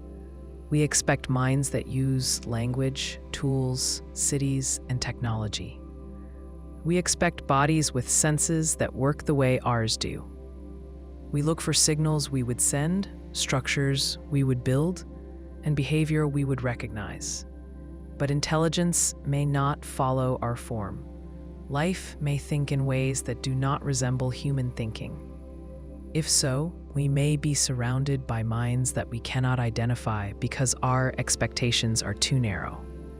On Earth, even among familiar organisms, intelligence takes many shapes. Octopuses solve problems, recognize individuals, and use objects in ways that show planning. Their brains are distributed throughout their arms. Their thinking does not center in one location. Bees navigate using complex spatial memory and communicate through movement. Their language is a dance that conveys distance and direction. Trees signal distress to each other using chemicals passed through soil networks shared with fungi. These signals affect behavior across entire forests. None of these examples fit human intelligence, yet they are forms of cognition. They show intention, memory, and adaptation.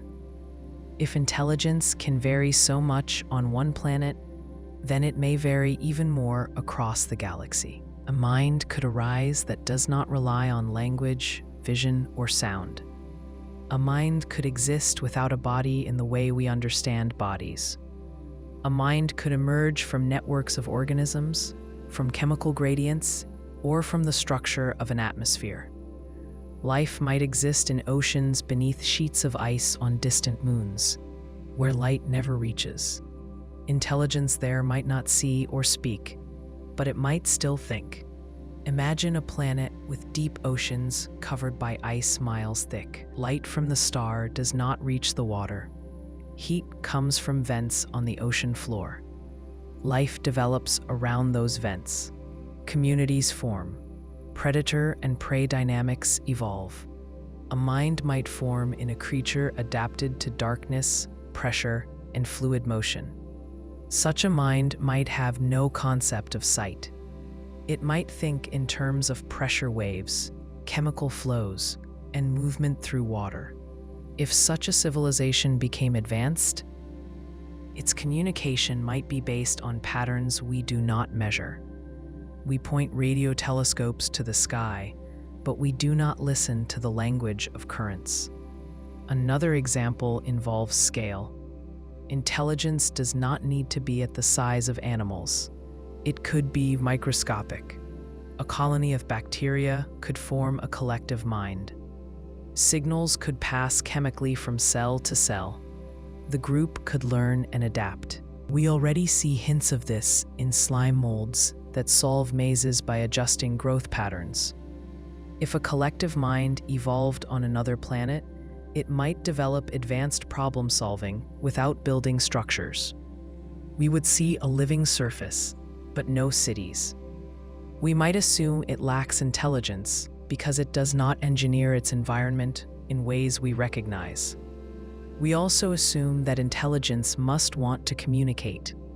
Human intelligence developed in social groups. We think of thought as something shared, but a solitary intelligence could exist. A species might evolve in an environment where communication offers no advantage.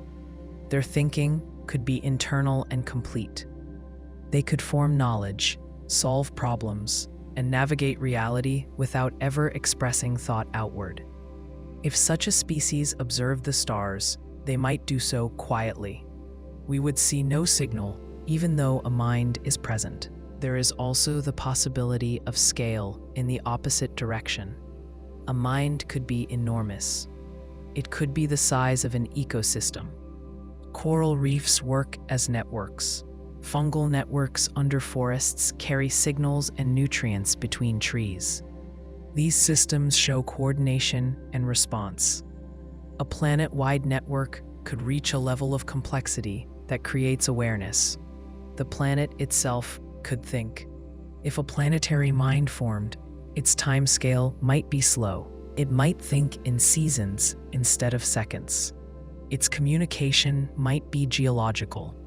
To that mind, a message taking thousands of years to travel would not feel slow.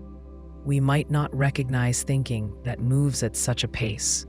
Our tools shape what we notice. We detect light in certain wavelengths. We measure radio waves within certain bands.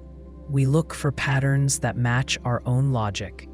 If life communicates chemically, gravitationally, magnetically, or through structures in plasma fields, we would miss it. We filter out signals that do not fit our models. Meaning may be present, but we treat it as noise. Think of a person standing near a hive of bees. The hive is full of messages. Bees share information constantly, but to an observer without knowledge, those movements seem random. The meaning is invisible. The observer is surrounded by communication, but does not recognize it as communication. We may be in a similar position when we look at the universe. We may mistake intelligent behavior for natural behavior because we expect intelligence to act with intention that looks familiar. A nebula with shaped patterns could be a structure altered by a civilization, but we assume it formed by chance. A star dimming in complex rhythms could be a signal, but we assume dust is blocking light. We interpret the universe through assumptions formed on one planet with one form of life. The challenge is not only that intelligence may take unfamiliar forms. The challenge is that recognizing intelligence requires understanding what counts as thinking for a different kind of being. We learned only recently that dolphins have names. We learned only recently that crows use tools. We learned only recently that plants respond to injury and signal neighbors. Each time, intelligence was present before we recognized it. If we search for intelligent life that matches human patterns, we may miss everything else. Life that thinks differently may fill the galaxy. The problem may not be the absence of minds. It may be our inability to see them. The idea that life may be common while curiosity is rare changes how we think about silence in the universe. We often assume that any intelligent species would feel a desire to explore, communicate, or expand. We assume they would look at the stars and wonder who else is out there. We assume that intelligence leads to questioning. But intelligence can exist without curiosity. A species may adapt to its world, form stable societies, and never feel the need to reach beyond its environment. The universe may be full of life, but most of it may never build boats to cross the ocean between stars. On Earth, we can see examples of this difference. Many animals are intelligent in ways that allow them to survive and solve problems. Dogs learn patterns and understand human cues. Elephants mourn and show empathy. Dolphins cooperate in hunts and communicate with complex sounds. Yet none of these animals build telescopes, write books, or ask how the universe began. Their intelligence is active and present, but it does not seek abstraction. They navigate the world as it is, not a world imagined or questioned. Curiosity is not a natural result of intelligence. Curiosity is a specific trait shaped by environmental and social pressures. Humans evolved curiosity partly because of scarcity. Early humans needed to search for new food sources, track animals over distance, and adapt to changing climates. Curiosity helped survival. In a stable environment, curiosity may not offer the same advantage. A species that lives in a world with abundant resources may find balance, comfort, and meaning without questioning what lies beyond. If many planets provide stable conditions, then many intelligent species may live full lives without wanting to leave. Picture a deep ocean filled with creatures who have everything they need. They have food, shelter, motion, and community. They have no need to leave the water. They never imagine land. They do not know that land exists. Their world feels complete. They could develop memory, cooperation, and even culture. But without pressure to explore, they remain within their environment. If they are content, they may never build anything comparable to a boat. A planet with a mild climate, steady seasons, and predictable food supply could foster intelligent life that never experiences crisis. Without crisis, there may be no push to innovate.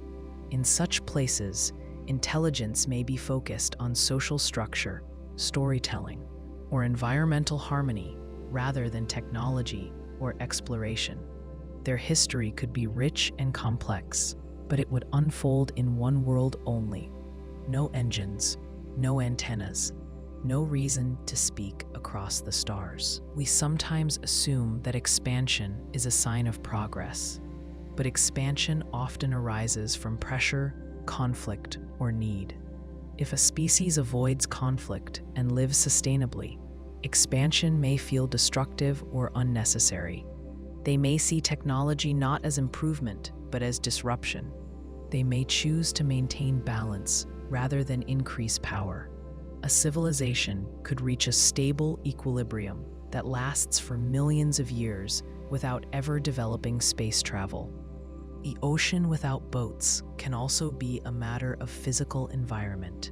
A world covered entirely in water might support intelligent life that cannot build fire because it has no access to dry land. Without fire, metallurgy becomes impossible. Without metallurgy, machinery cannot form. A species may have language, memory, and long-term planning, but lack the materials to create advanced tools. Intelligence does not guarantee technology. Now imagine a species that lives in dense forests or caves. Their world may be closed, without clear sightlines to the sky. If they have never seen stars, they may not conceive of a universe beyond their world. Curiosity often begins with awe, and awe often begins with a view of something far away. If the environment obscures distance, there may be no spark of cosmic imagination. There is also the role of energy. Advanced technology requires large energy sources. Fossil fuels, solar energy, wind, and nuclear reactions provide humans with ways to build and move. A planet without accessible energy sources may support life, but not industrial development.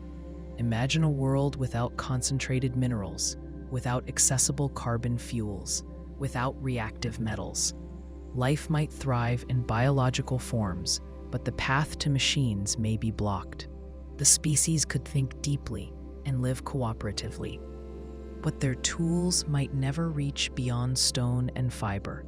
Even if a species has curiosity, it may direct that curiosity inward.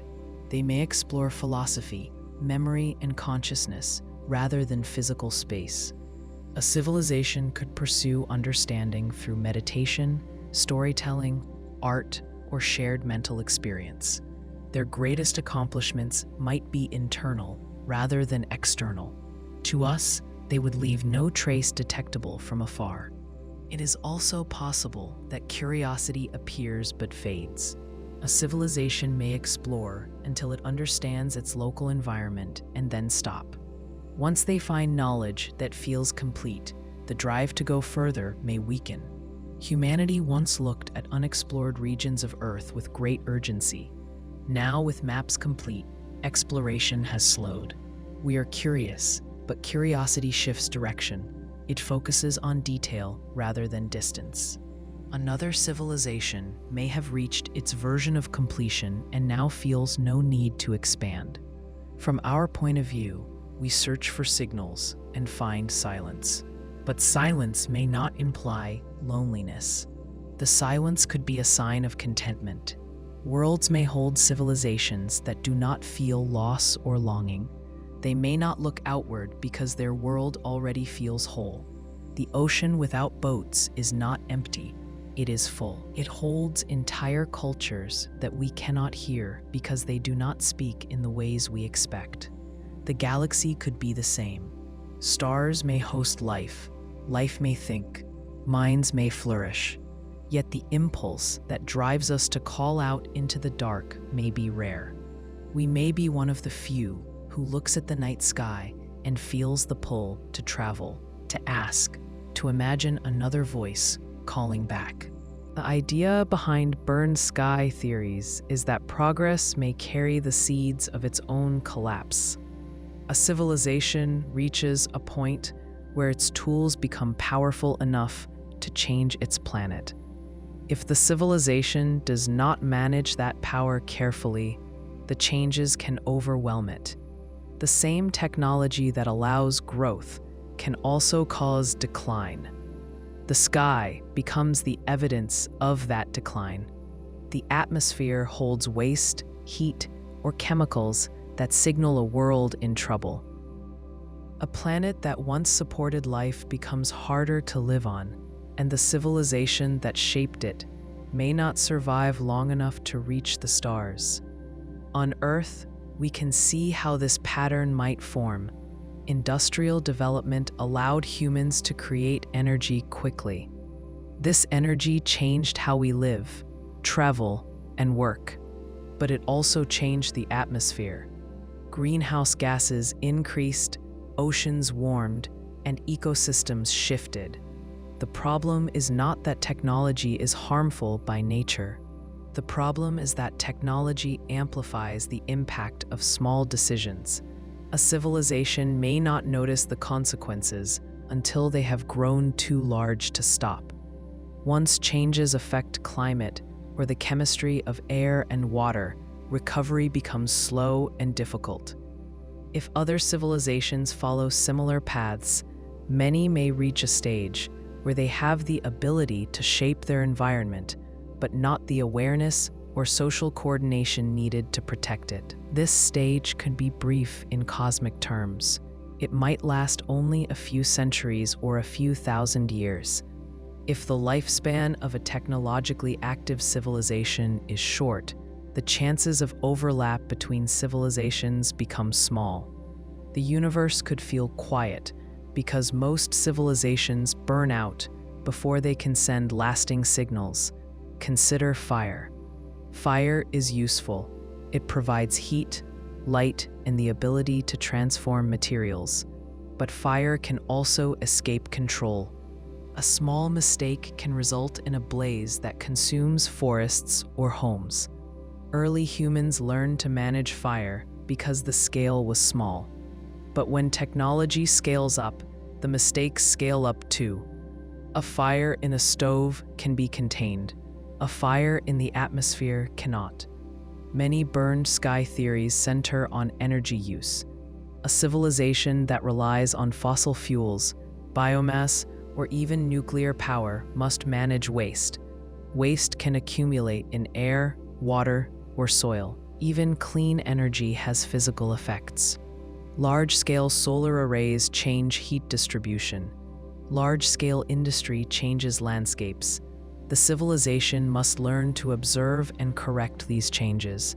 That requires planning that extends beyond one generation. It requires cooperation across cultures and governments. If a civilization struggles to coordinate on large tasks, the problem may worsen faster than solutions can form.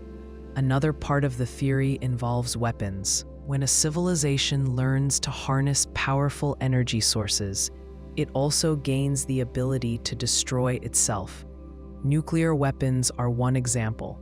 Their existence means that internal conflict could result in widespread destruction. A war lasting hours could undo centuries of progress. Other energy-based weapons might be even more destructive. A civilization that reaches this stage must learn restraint. If restraint fails even once, the civilization could collapse. Picture a society that builds advanced machines and spreads across its planet. It begins to see itself as stable and successful, but small stresses accumulate. Resources become unevenly distributed. Groups disagree on solutions. Some seek more growth, others call for limits. The disagreement becomes conflict. The tools built to solve problems become tools used in the conflict. Progress turns inward. The society declines, not because of lack of intelligence, but because intelligence does not guarantee harmony. A burned sky does not need to come from war. It could come from misjudgment.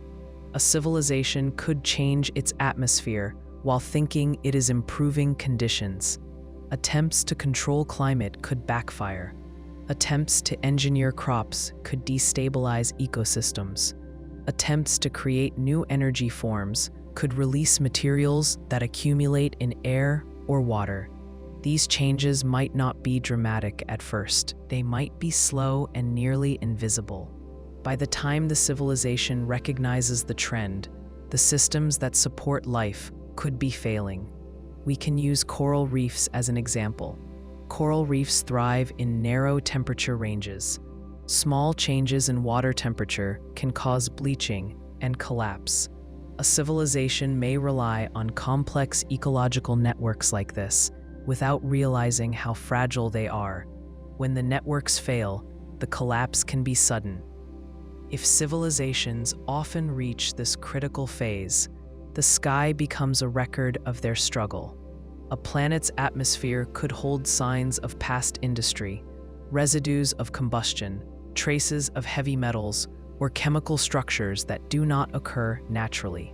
These may remain long after the civilization is gone. If we learn to read atmospheres, we may find worlds that once supported advanced societies, but now are lifeless. Burned sky theories do not claim that collapse is inevitable. They suggest that collapse is a common risk. A civilization must solve the problem of long-term stability. It must learn to manage growth, resources, and conflict. It must develop institutions that remain stable across generations. This is difficult. It requires cooperation that extends beyond immediate needs and beyond individual interests. If the universe is full of civilizations that reach the stage of high energy use and then struggle, many may fail. The silence we hear may be the silence after collapse. The burned sky becomes the monument to progress left unchecked. The civilizations that succeed may be rare, and they may remain quiet. A stable civilization may not need expansion or broadcast. It may have learned caution. The night sky may not be quiet because no one is there. It may be quiet because many worlds have faced the same turning point and not passed it. The idea that civilizations may be sleeping rather than gone suggests a different interpretation of silence. Instead of imagining the universe as empty or dangerous, this view imagines it as patient. A civilization may reach a point where continued activity does not seem wise. It may choose to slow down, reduce its use of energy, and wait for conditions to improve. The galaxy changes over time. Stars shift, resources move, and environments transform. A civilization that learns to think in long spans may not act constantly. It may rest. The universe today is warm compared to what it will become. Background radiation still holds heat from the beginning of time. As billions of years pass, this radiation will decrease. The universe will cool. Lower temperatures make some forms of computation more efficient. A civilization that values thought, memory, and simulation may decide that waiting will give it more time to think with fewer resources.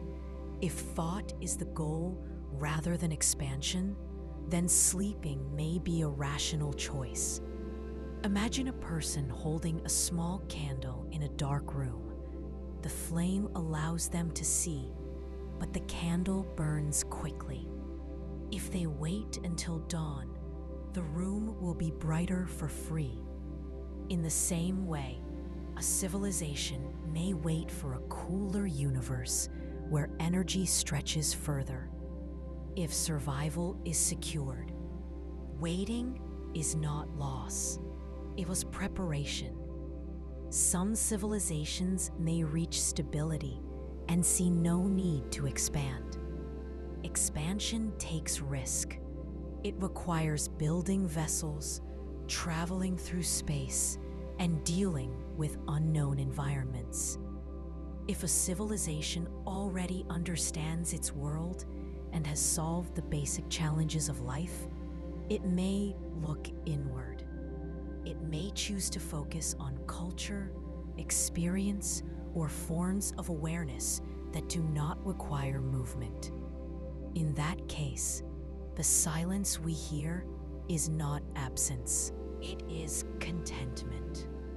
Others may pause because the galaxy itself is not safe enough yet. Stars can be unstable, radiation can be high, asteroids and comets can disrupt planets. A civilization might survive only to see its systems threatened by natural cycles. Instead of fighting these cycles, it may learn to adapt. It may build structures underground, underwater, or locked within artificial environments. These structures could maintain life with little outward trace. The civilization continues, but its signature becomes faint. On Earth, many animals hibernate. Hibernation is not failure, it is strategy. In winter, food is scarce. Energy is valuable. Survival requires patience. The animal slows its heart rate and reduces movement. It waits for a season that will support activity. The same pattern could apply on a planetary scale. A civilization may see that its environment will become more favorable later. It may choose to suspend large-scale work and enter a long period of low activity. This does not mean individuals are frozen. It could mean the civilization shifts into forms of life that require less energy. Minds may slow, communication may reduce, buildings may remain, but without constant motion. Time passes differently for a culture that anticipates millions of years rather than decades. Waiting is not passive, it is controlled. Another version of sleeping civilizations involves digital minds. A civilization may learn to copy your transfer consciousness into machines. These machines may operate at different speeds. They may slow processing to reduce energy use. A mind running at 1% of normal speed still has awareness, but time stretches. A year could feel like a moment. 1,000 years could feel like a thought. To an outside observer, the civilization would seem silent. We see hints of this idea in how humans store knowledge. We write books, we preserve data, we save information for readers who may come later. Knowledge moves across generations, even when the creators are gone. A sleeping civilization could do the same. It could store its history, ideas, and culture in stable structures and wait until conditions allow reawakening. Some civilizations may sleep because they have already explored what they can. They may find that the local region of space has no nearby neighbors. Contact may be unlikely. Instead of searching endlessly, they rest and wait for another civilization to arise. They may anticipate that new civilizations will appear in the future. Waiting becomes a way of aligning timelines. If two civilizations awaken at the same stage, communication becomes more likely. Picture two walkers on a long road. One walks quickly and arrives early. The other has not yet begun. If the first walker wants to travel with company, they may stop and wait. The waiting is not waste. It is preparation for a shared journey. A civilization may do the same with the galaxy. There is also the possibility of caution. If a civilization observes evidence of others that rose and fell, it may decide to avoid their mistakes. It may see signs of burned worlds or collapsed networks and choose restraint. A period of sleep could allow the civilization to avoid reaching a dangerous stage too quickly.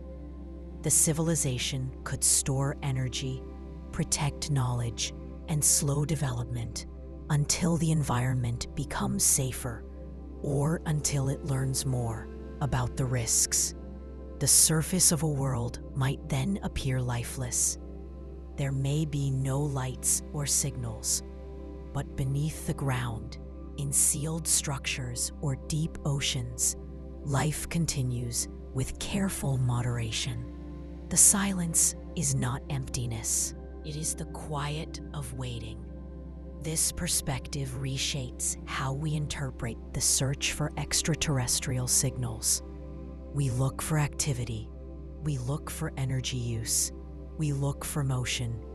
But if civilizations are in low power states, their signatures would be weak. We may be searching for noise when the message is held in stillness. We might find evidence not through radio waves, but through stable structures on planets, moons, or asteroids. These structures would not emit power. They would not glow. They would endure. They would be built to last for millions of years, waiting for reactivation or discovery. The night sky could contain civilizations at rest, their presence hidden not by distance, but by intention. They are not gone. They are waiting for better times. The idea of paper lantern worlds suggests that many civilizations may appear briefly and then fade. A lantern burns with a warm glow, but only as long as its fuel lasts. When the flame weakens, the light shrinks. When the fuel runs out, the lantern goes dark. A species may rise, build culture, learn to shape its world, and then disappear. The time during which it can send signals or explore may be small. If most civilizations burn like this, the universe could be full of worlds that once held voices, but now hold only silence. On Earth, we see how fragile complex systems can be. Ecosystems depend on balance. Small changes in temperature, moisture, or nutrient flow can undo entire networks of life. Coral reefs can collapse when oceans warm by a few degrees. Forests can die back when rainfall shifts. Fragility runs through life. A species may succeed for a while, but success does not guarantee stability. Many species rise and disappear in geological time. Even humans have existed for only a short moment when compared to the age of the planet. A civilization must survive not just biological challenges, but social and technological ones as well. Social cooperation is fragile. Groups form cultures with shared meaning, but they can also fracture. If a society cannot resolve conflict or distribute resources, it may break apart. Conflict can damage the systems that support life. Food supply, water stability, medical care, and knowledge networks all depend on trust. If trust fails, the structure weakens. Technology adds another layer of fragility. Tools amplify ability. They help solve problems, but they also increase the scale of failure. A mistake made with simple tools causes small harm. A mistake made with industrial systems can affect the entire planet. A species that reaches advanced technology must learn caution. It must learn restraint. If it does not, it may damage the environment that supports it. Imagine a culture that masters energy production but does not control pollution. The air becomes harder to breathe. The climate shifts. Crops fail. The civilization must respond quickly and together. If it cannot coordinate, the decline accelerates. The lantern burns brighter for a moment and then dims. War is another form of fragility. When groups within a civilization cannot solve disputes with dialogue, they may fall into violence. The tools of war grow stronger with technology. A war using high-energy weapons could destroy infrastructure faster than it can be rebuilt. Once trust is broken, rebuilding becomes harder. If the breakdown reaches a certain point, recovery may not happen. Stars themselves impose limits. The environment of space holds dangers. Radiation, impacts from asteroids, and changes in planetary orbits can threaten life. Civilization must come to understand these threats and prepare for them. Preparation takes time, planning, and cooperation. If the species does not act early enough, a single natural event can undo everything it built. We can look at Earth's own record. Life has faced mass extinctions caused by volcanic activity, shifts in climate, and impacts from space. Each time, many species died out. If an intelligent species existed before humans, the evidence might be gone. Geological processes recycle crust, bury ruins, and erase signs. The Earth itself forgets most of its past. We cannot assume that intelligence has never risen before. We can only say that if it did not last. The same could be true on other planets. A world might support life for millions of years.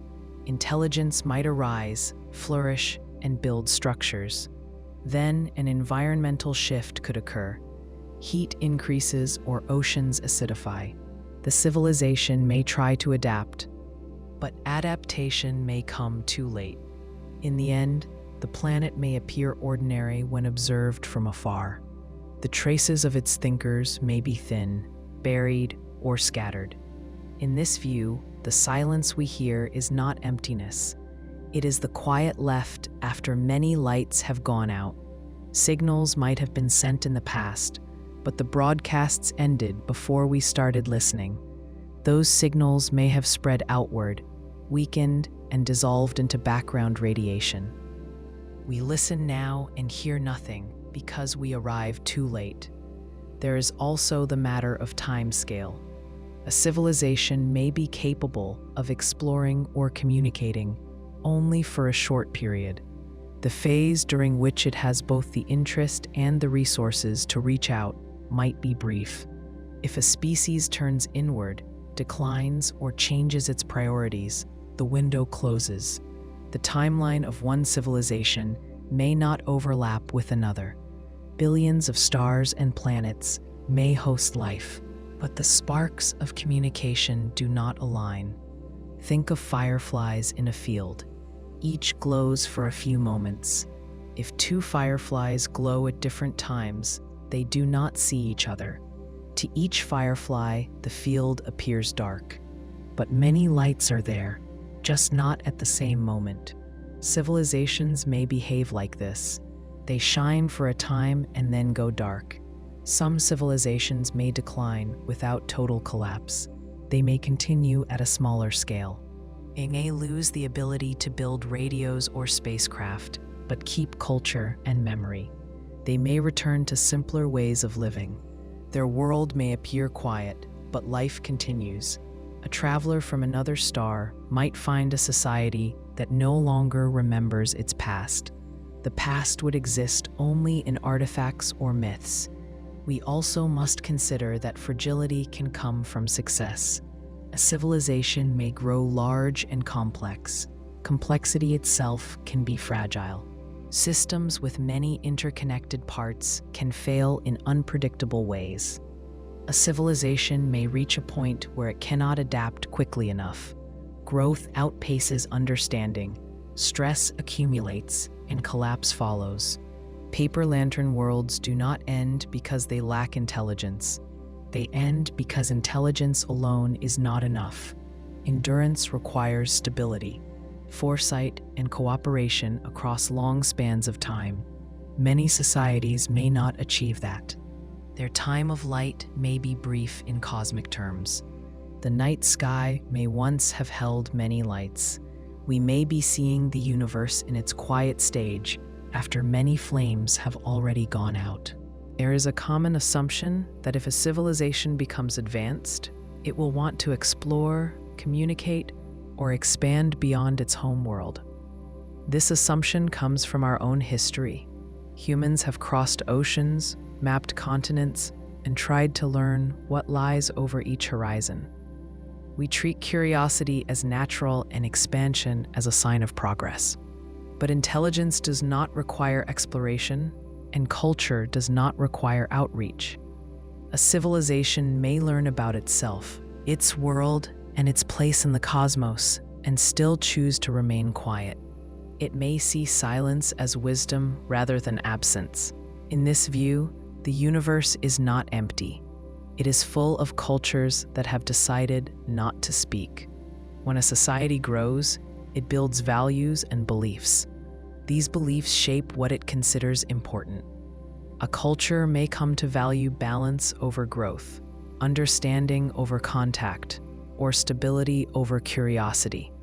If the society sees expansion as harmful, it may decide to limit itself. On Earth, we see examples of groups that choose isolation. Some human communities prefer not to interact with outside influences because they wish to protect their traditions, environment, or identity. Their silence is deliberate. They understand what contact can bring, and they decline it. A civilization on another world could make the same decision on a planetary scale. It might study the stars and know they hold other worlds. It might understand that life could exist elsewhere. But after reflection, it may choose not to disturb or risk those worlds. This restraint could come from ethics. A species may believe that contacting others risks influencing them in ways that cause harm. It may believe that each world has a right to develop without interference. There is another form of silence based on caution. The universe can be dangerous. If a civilization reveals itself, it also reveals its location. If there are others who expand aggressively, broadcasting signals could invite attention. In this case, silence becomes defense. A culture may decide that the safest path is to remain unseen. They may observe the universe, but they do not announce themselves. They become architects of silence, shaping their survival through absence. This kind of caution is not paranoia. It can come from observation. If a civilization detects signs of destroyed worlds or remnants of past cultures, it may learn that expansion carries risks. It might conclude that the best way to avoid conflict is to avoid contact. In nature, some animals remain quiet to avoid predators. Silence becomes a form of adaptation. There are also reasons that come from philosophy. A civilization may look at the scale of the cosmos and feel no urgency to reach beyond its home. The distance between stars is vast. Travel requires energy, time, and planning across generations. If a culture values presence over achievement, it may see no benefit in traveling such distances. It may choose to deepen life rather than extend it. Consider a society that invests its effort into understanding consciousness. It may explore experience, memory, and shared understanding. Its greatest work may take place within minds, not among stars. To us, this would leave no signal. We would hear silence, not because nothing is happening, but because the activity is internal. Another example comes from art. A culture may create forms of expression that do not require physical expansion. They might build experiences that are shared through direct communication of thought, or through structures integrated into their environment. Their achievements might be made to be lived, not displayed. From afar, these would not be visible. Even communication can be shaped by cultural preference. A civilization may communicate only within its own world.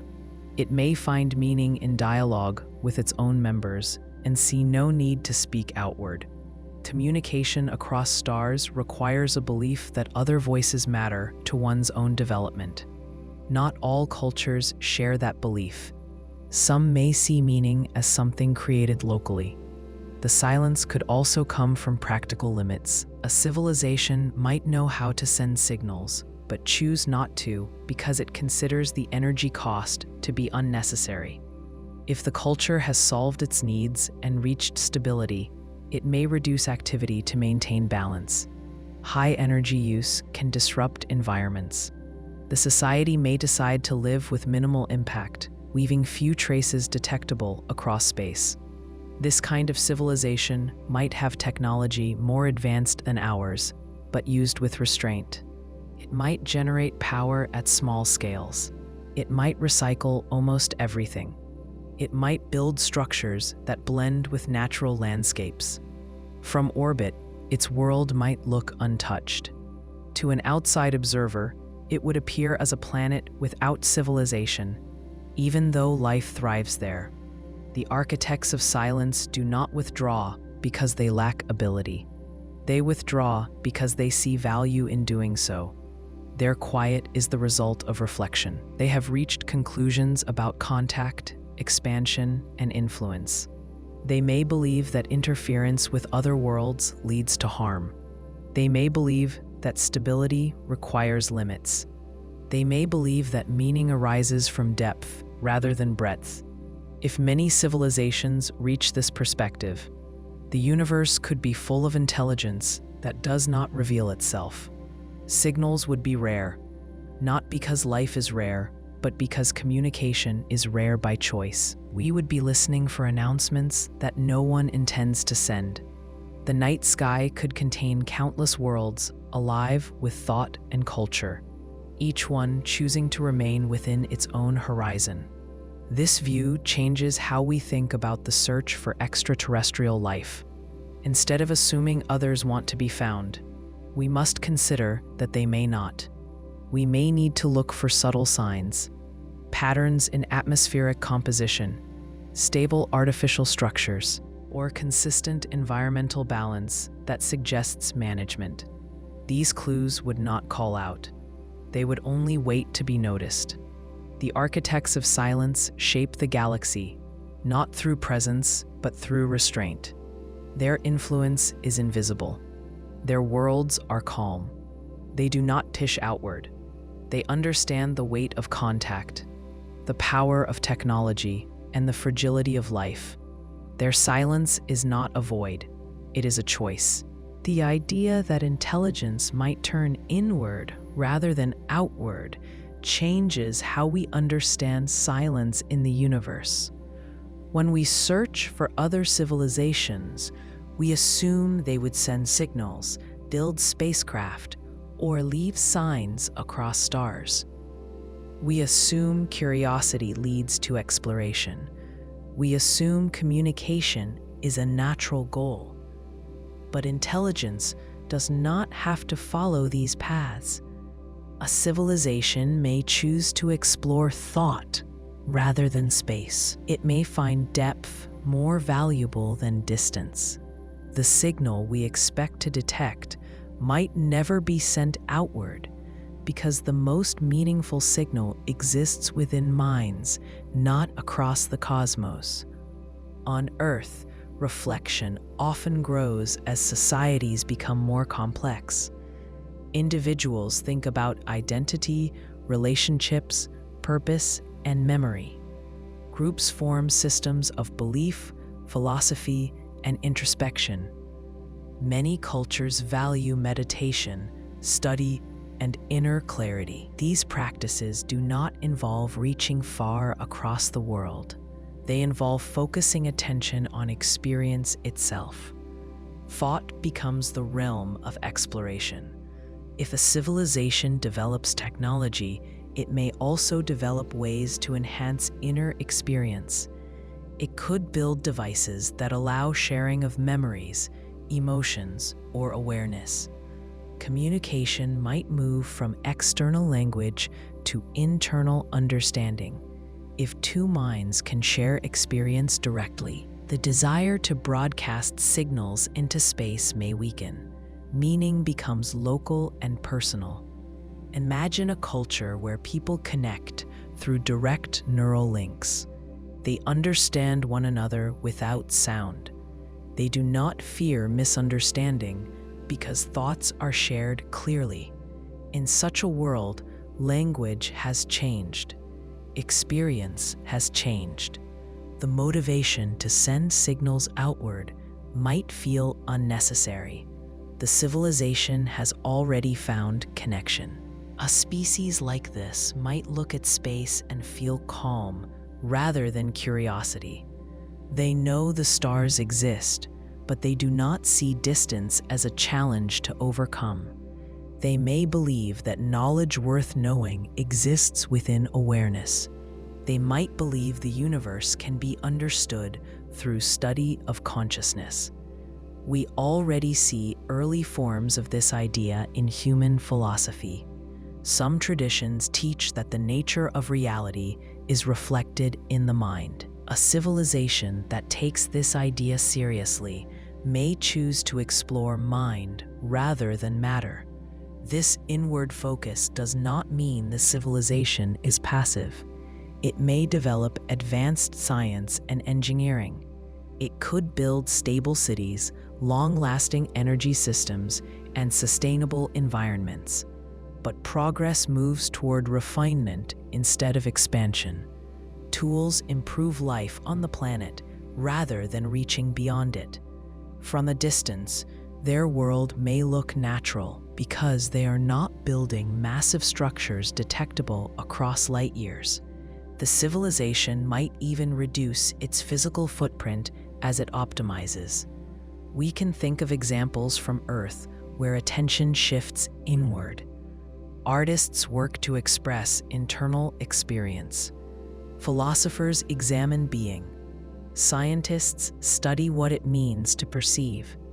These efforts do not require travel or loud signals. They require depth of thought. If intelligence grows in a direction where meaning is found within, then visibility decreases as understanding increases. This could explain the silence we hear. Civilizations may not broadcast because they do not see value in broadcasting. They may have passed the stage of exploration. Curiosity may have taken a different form. Instead of asking, "Who is out there?" they may ask, "What is awareness?" or "How does meaning arise?" These questions do not need distant contact to answer. There is also a practical side. Communicating across stars takes time. A message may take thousands of years to reach another civilization. The reply could take thousands more. A culture that values direct experience may see this as ineffective. They may prefer forms of communication that provide immediate understanding.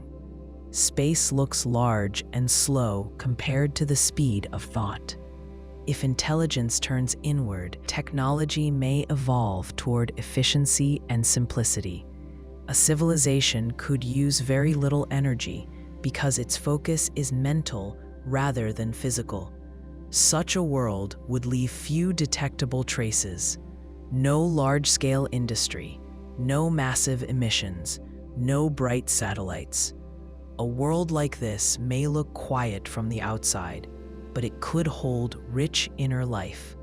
The signal we look for, radio waves, lasers, or megastructures, reflects our own priorities. We look for mirrors of ourselves. But a civilization that values interior exploration may express intelligence in forms we cannot detect. Their signal would be subtle because it is directed inward. Think of an oyster. It builds a pearl inside itself. The pearl forms slowly, layer by layer. It is not meant to be shown. It is not meant to be traded.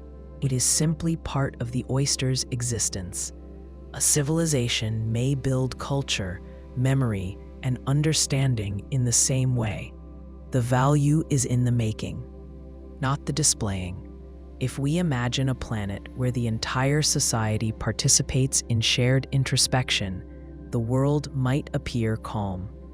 There might be no need for rapid change or expansion. Time might feel abundant. The civilization may think in terms of thousands or millions of years. When thinking stretches across long spans, urgency fades. Expansion becomes unnecessary. the signal becomes quiet. This inward-turning intelligence could also apply to digital or synthetic minds. A civilization might create virtual environments that hold entire worlds of experience. They might find exploration more satisfying in constructed reality than in physical space. If meaning can be created instead of discovered, then space becomes optional. The universe outward may feel less rich than the universe inward. From a distance, such a civilization would be invisible. They would have no need to send signals. They would not appear on our instruments. Their world would look ordinary, but within that world, inner life could be deep and complex. Silence from outside does not imply silence inside. We may picture intelligence as a lighthouse sending beams outward, but it may instead be a fire burning inward. The flame is still real. The warmth is still present. It is simply not meant to be seen across an ocean.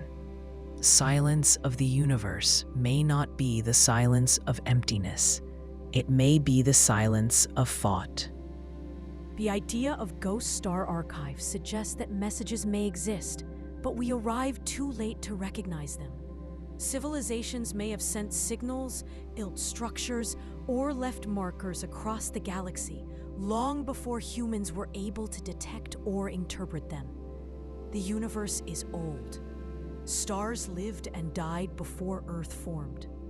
Life on other worlds could have risen and fallen in cycles far earlier than ours. If they left signs, those signs may now be faint, damaged, or transformed by time. We may be surrounded by evidence and not yet know how to read it. Consider how much of human history disappeared before writing. People created art, tools, and traditions long before they left written records.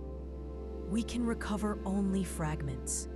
We find carvings, bones, and pottery, but the meaning behind many symbols remains unclear.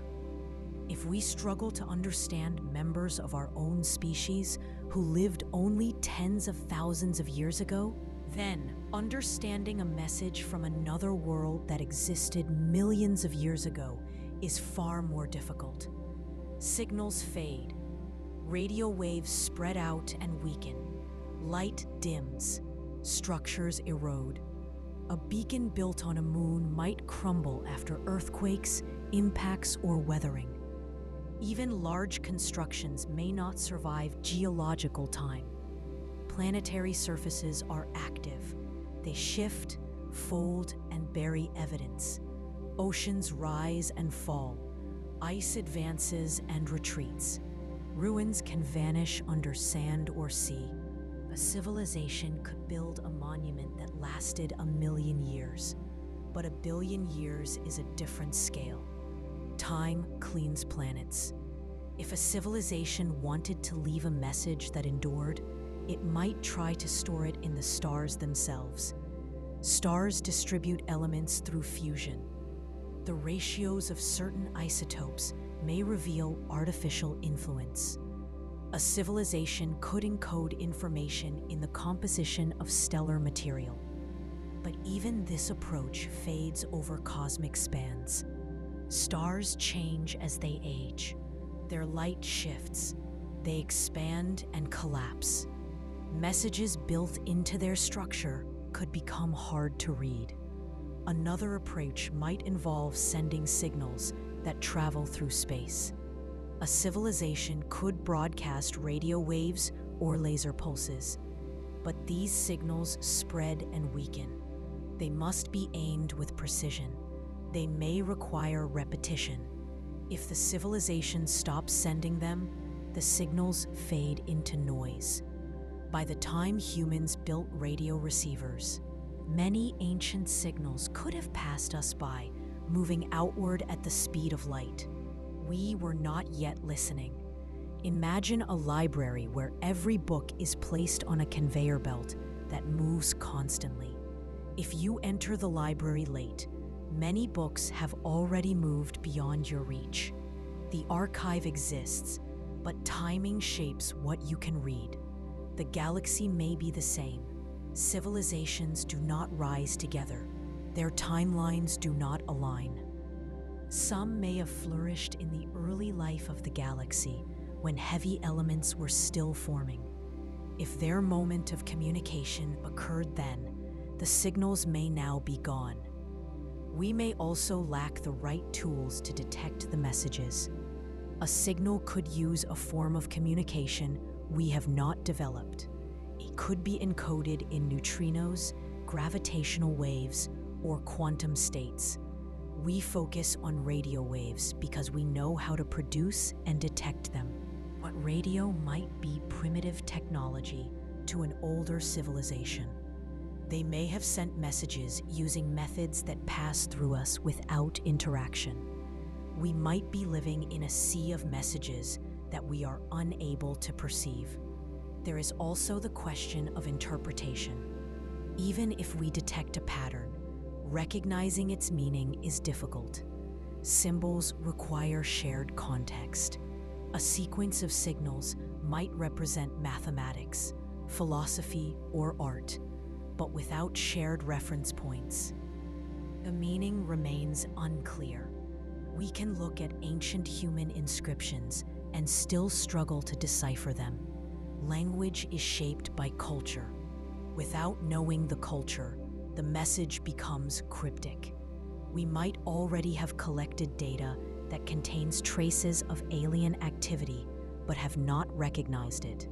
Modern astronomy gathers large amounts of information. Patterns in starlight, in planetary atmospheres, or in the arrangement of objects in space might hold clues. We may be storing these clues in archives and databases without understanding their significance. Interpretation often follows awareness. Awareness may come later. On Earth, fossils remained misunderstood for centuries. People found bones of extinct creatures, but did not recognize them as evidence of ancient life. They assigned them to myths, legends, or natural anomalies. Only after understanding grew did the meaning become clear. The same could happen with evidence of extraterrestrial civilizations. We might see something ordinary and not yet understand what it represents. If ghost star archives exist, then the silence we hear is not silence. It is the residue of conversations long finished. We are arriving late to a story already told. Civilizations may have lived, discovered, reflected, and communicated before Earth cooled enough to hold oceans. Their signals may have crossed interstellar distances and faded before life here began. We search for voices in the present, but the galaxy may hold memories instead of conversations. Think of old light from distant stars. The light we see now left those stars long ago. We are not seeing them as they are, but as they were. The same could apply to civilizations. We see the universe in past tense. When we look into space, we look into history. If we want to find others, we must learn to read the past as well as the present. The Ghost Star Archives concept asks us to consider time as a factor equal to distance. Distance across space is vast, but distance across eras may be greater. The question may not be whether others exist now, but whether we can learn to recognize the traces they left behind. The idea that we may be the archive rather than the audience changes how we understand our place in the universe. Instead of imagining ourselves as listeners waiting for a signal from another world, we may need to consider that we are the ones meant to store and carry memory. A library is built for readers who may not yet exist. It holds knowledge through periods of silence.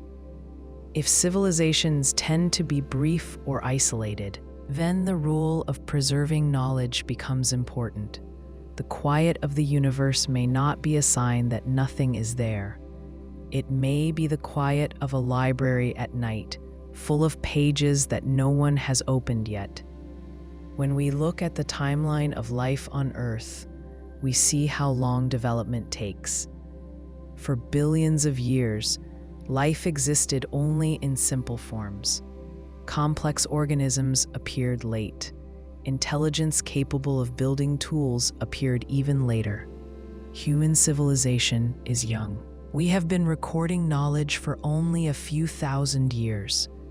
We have sent radio signals for only about a century. These numbers are small compared to the age of the galaxy. If the rise of intelligent life is slow everywhere, then many civilizations may not have reached a stage where they can speak. We may be early. If we are early, our role shifts from seeking contact to holding place. A library protects information from time. It organizes and preserves. The people who built the library know that they themselves will not read every book. The act of preservation is done for others. This requires a long view. It requires thinking in terms of generations rather than years. Human beings can think this way. We preserve family stories. We build museums. We plant trees, knowing they will grow beyond our lifetimes. The question becomes whether we can extend this mindset to knowledge itself on a planetary scale. If we see ourselves as an archive, we might reconsider what we choose to keep. Not everything will last. Many records are temporary. Digital files decay, stone erodes, paper burns.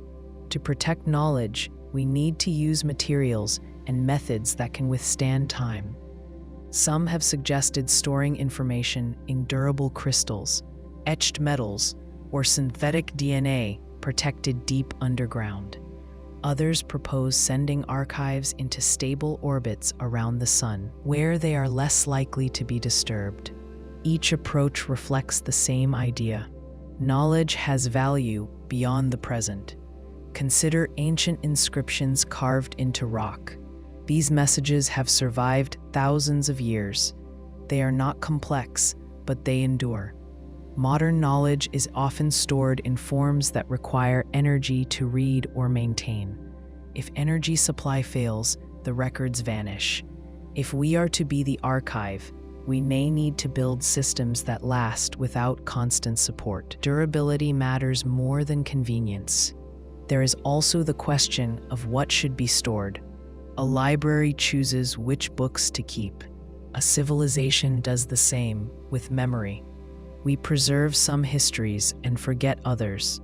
If we are the archive of the galaxy, we must think carefully about what knowledge may be useful far in the future.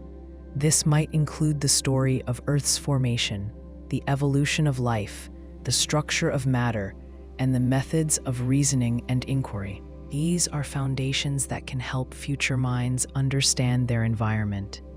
Cultural expression also matters. Music, art, and language reflect how a species experiences its world.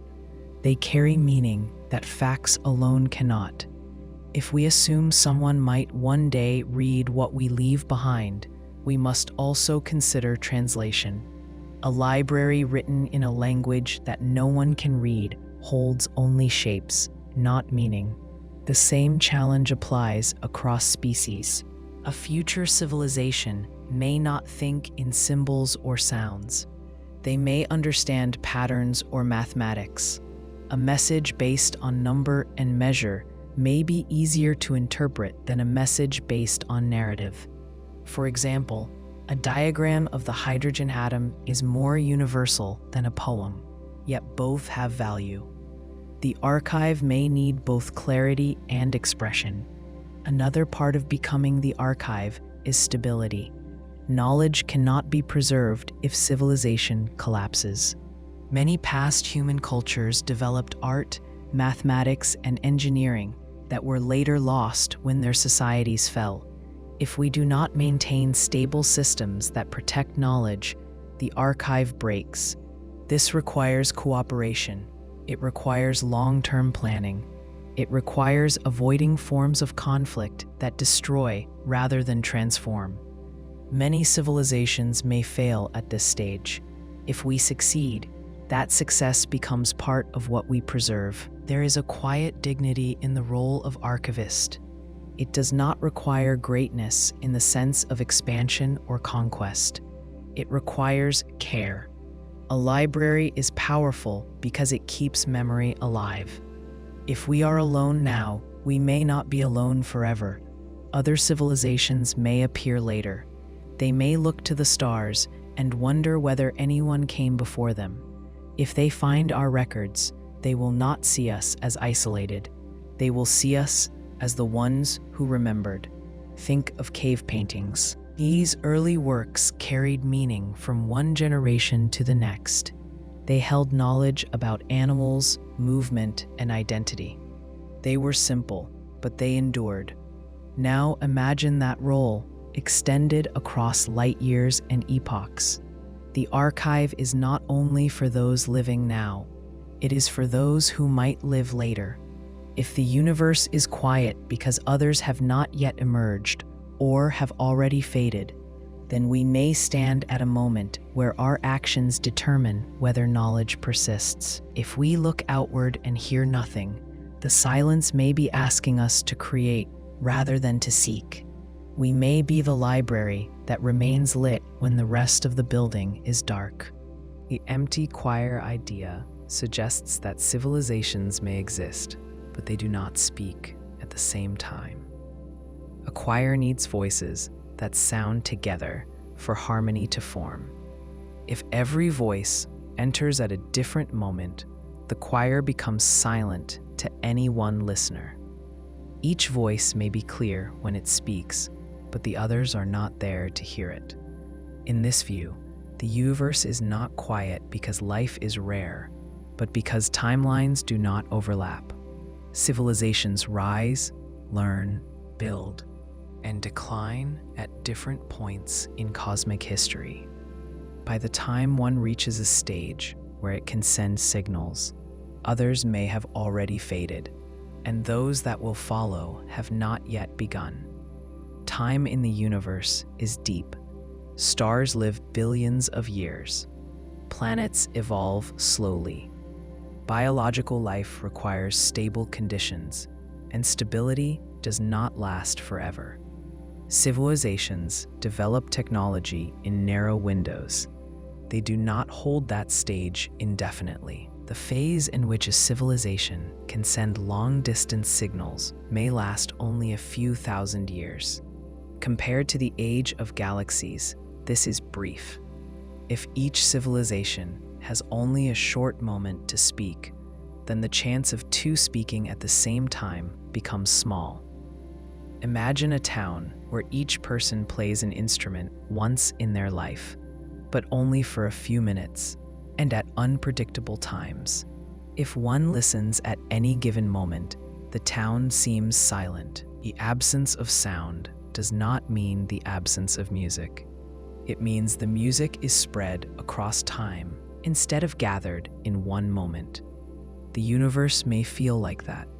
On Earth, we see how fragile complex societies can be. Empires rise and fall. Knowledge grows and is lost. Even with communication, groups break apart and reform. Human civilization, as we know it, may not last forever. If we vanish or change form, our ability to communicate across stars may disappear as well.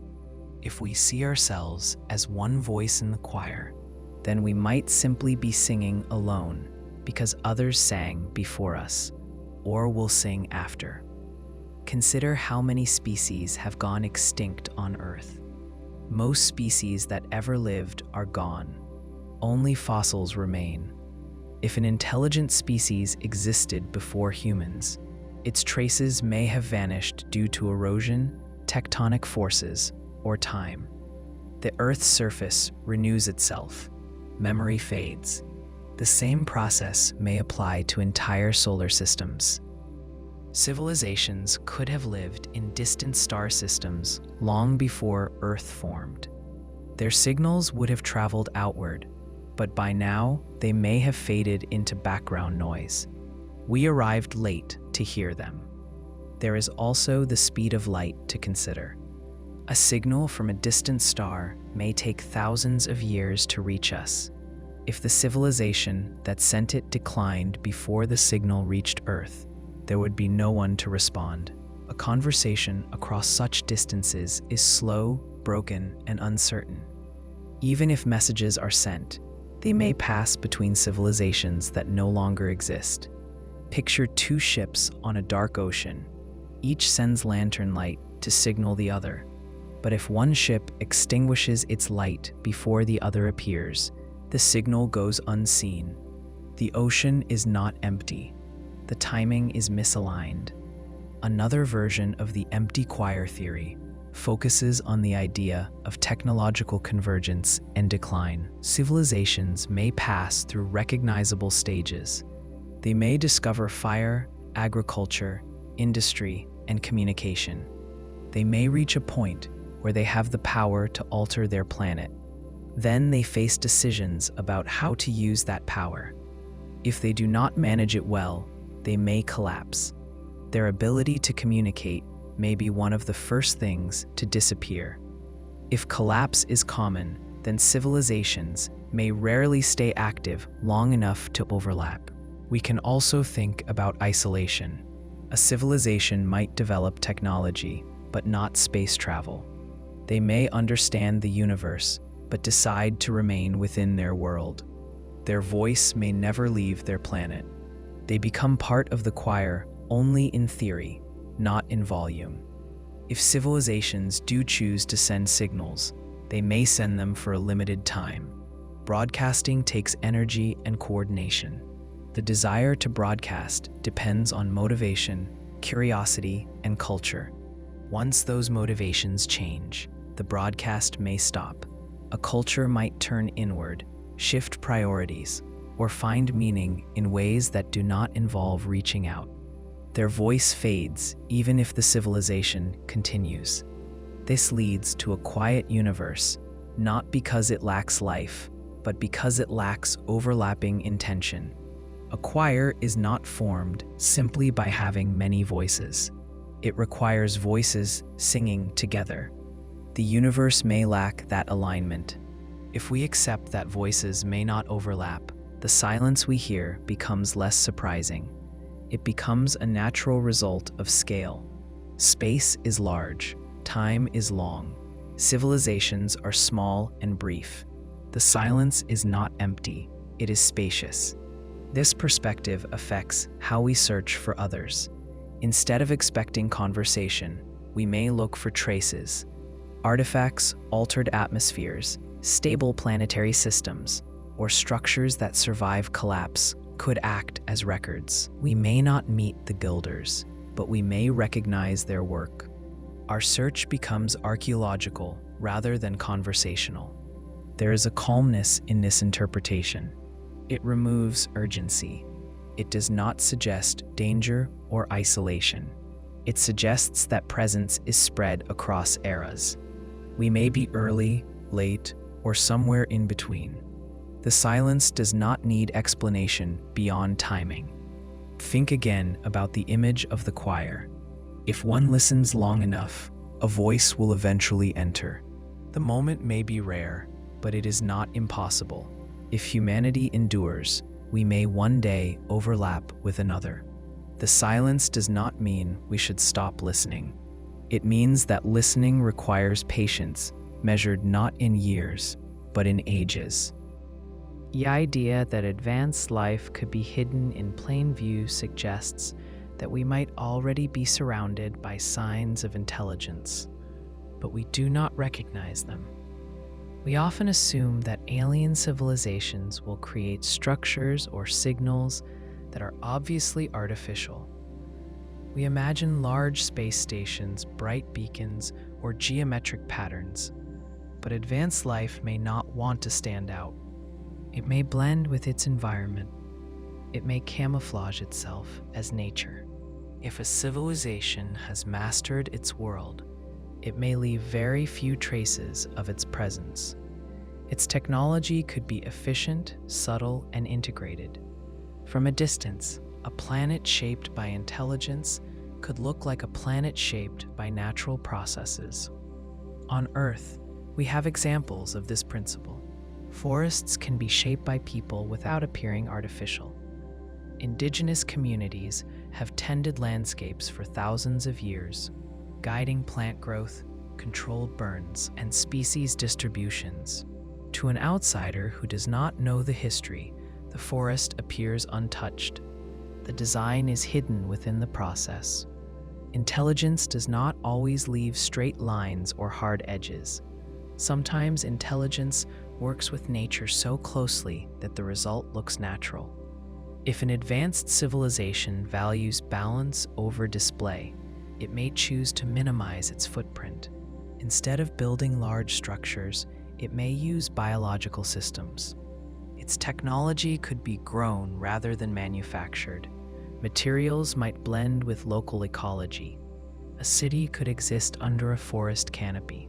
Energy systems could use photosynthesis or geothermal heat in ways that leave no distinct signature. To us, these worlds would look like healthy biospheres. We would see life but not tools. Even if a civilization expands into space, it may do so quietly. It could build vessels designed to resemble asteroids or comets. It could create habitats inside moons or underground. It may choose to reduce surface activity to protect ecosystems. If a civilization has learned the dangers of overuse, it may prefer to operate in ways that avoid visible disruption. What we search for are obvious signs, bright lights, metal structures, and radio signals. But intelligent life might evolve toward efficiency, and efficiency tends toward invisibility. We can also consider the possibility that advanced civilizations design their technology to mimic natural patterns. On Earth, we study biomimicry, where designs copy structures found in nature. Birds inspire aircraft, shells inspire architecture, leaves inspire solar panels.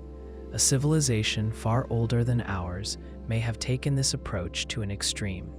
Their architecture may resemble coral, roots, or bone. Their energy systems may mimic metabolism. If we observed them, we might assume they are natural formations.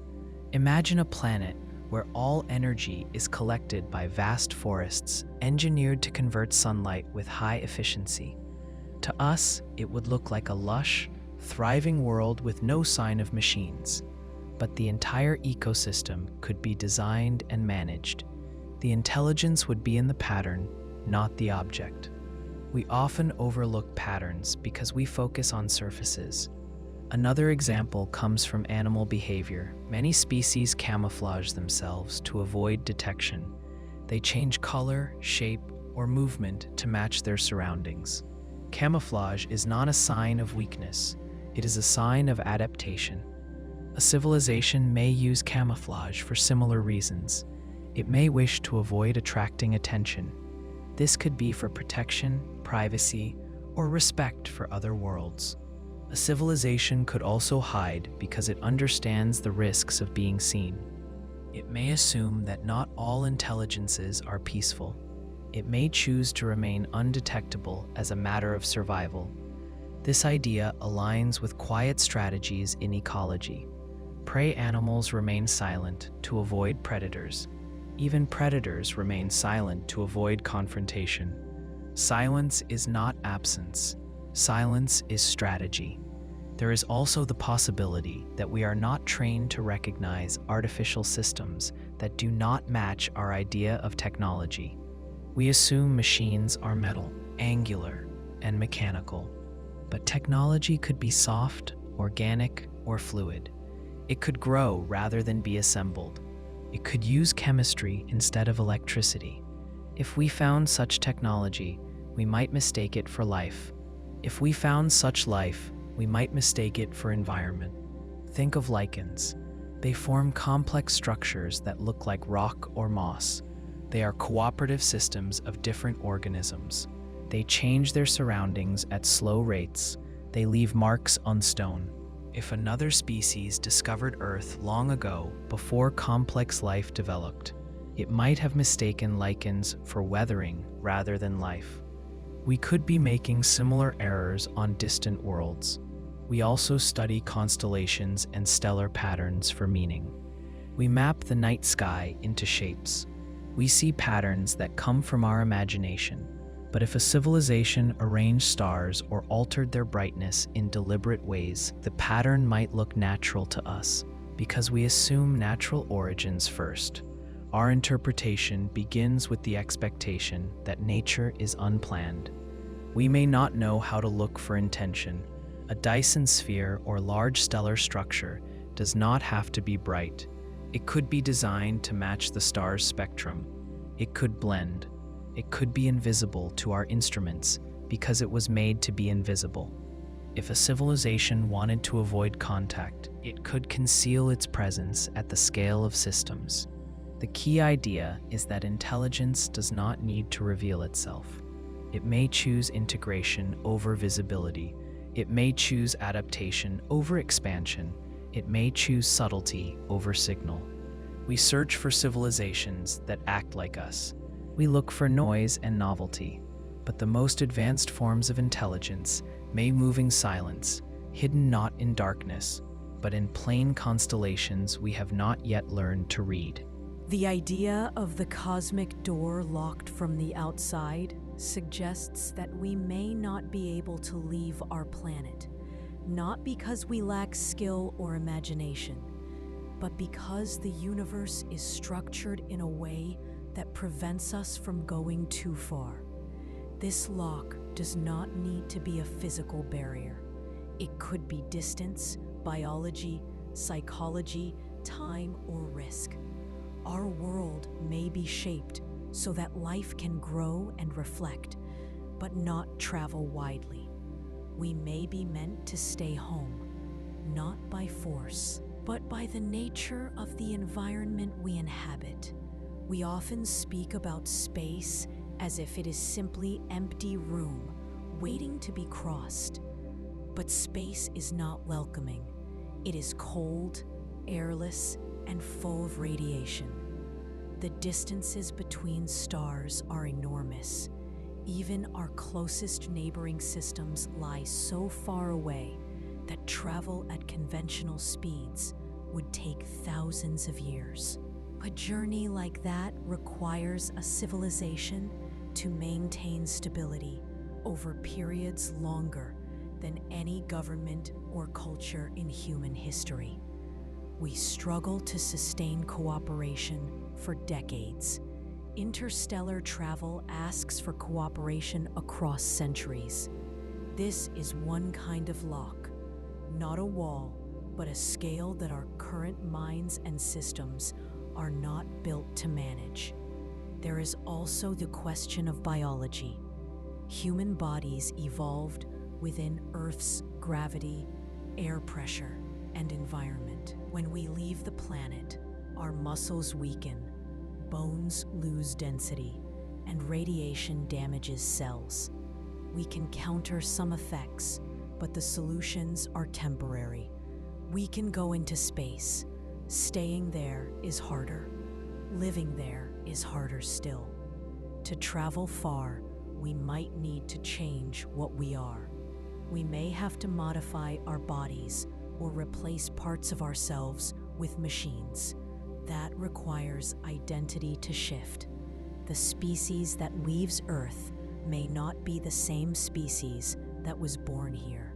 If we hesitate at that threshold, that hesitation could be another lock. Even technology has limits. Rockets get us to orbit. Engines can push probes across the solar system. But traveling between stars requires enormous amounts of energy. The fuel needed increases quickly with speed. If we want to travel fast, we need a power source far stronger than anything we currently use. Nuclear power helps, but brings risk. Antimatter is theoretically efficient, but extremely difficult to store. These barriers may not be absolute, but they are steep. They shape who attempts the journey. Time is another lock. If a journey takes longer than a human life, we must build ships that can support generations. This requires social stability. A society inside a ship must hold purpose and meaning for people who will never see the destination. If meaning fails, the mission fails. The lock here is psychological. To travel far, we must understand why we travel. There is also the possibility that we are locked in for our own safety. We know very little about what lies beyond our solar system. Other worlds may contain dangers we do not understand. Life elsewhere might not be friendly to ours. Even microorganisms from another planet could pose risks. The lock could be a kind of quarantine. It may be kinder to let each world shape its life without cross-contamination. This idea appears in nature. Islands with isolated species are vulnerable when new species arrive. A single invasive plant or insect can collapse an entire ecosystem. A civilization may understand this principle and choose to avoid contact for the same reason. If others have already discovered the risks of mixing worlds, they may discourage expansion. They may create norms, not with force, but with silence. A quiet galaxy may be a galaxy that has learned caution. The lock could also be cultural. A civilization may reach a point where it no longer values exploration. It may turn inward, focusing on philosophy, shared experience, or forms of life that do not require movement. The desire to leave home is not universal. Some societies choose stillness. If we eventually reach a similar state, it may seem natural to stop reaching outward. The lock, then, is not outside. It is within. Yet the phrase, locked from the outside, suggests that something beyond us may be involved. Perhaps the problem is not technology or psychology, but time itself. If civilizations tend to rise and fall quickly, few exist at the same time. Even if travel is possible, there may be nowhere to go because the others are gone or not yet risen. The lock could be the timing of existence. We may be standing at a door that opens only rarely. Another possibility is that advanced civilizations do exist, but they have chosen not to guide others. They may believe each civilization must learn on its own. Intervention could disrupt development, so they remain quiet. If they watch, they do not interfere. They let us grow.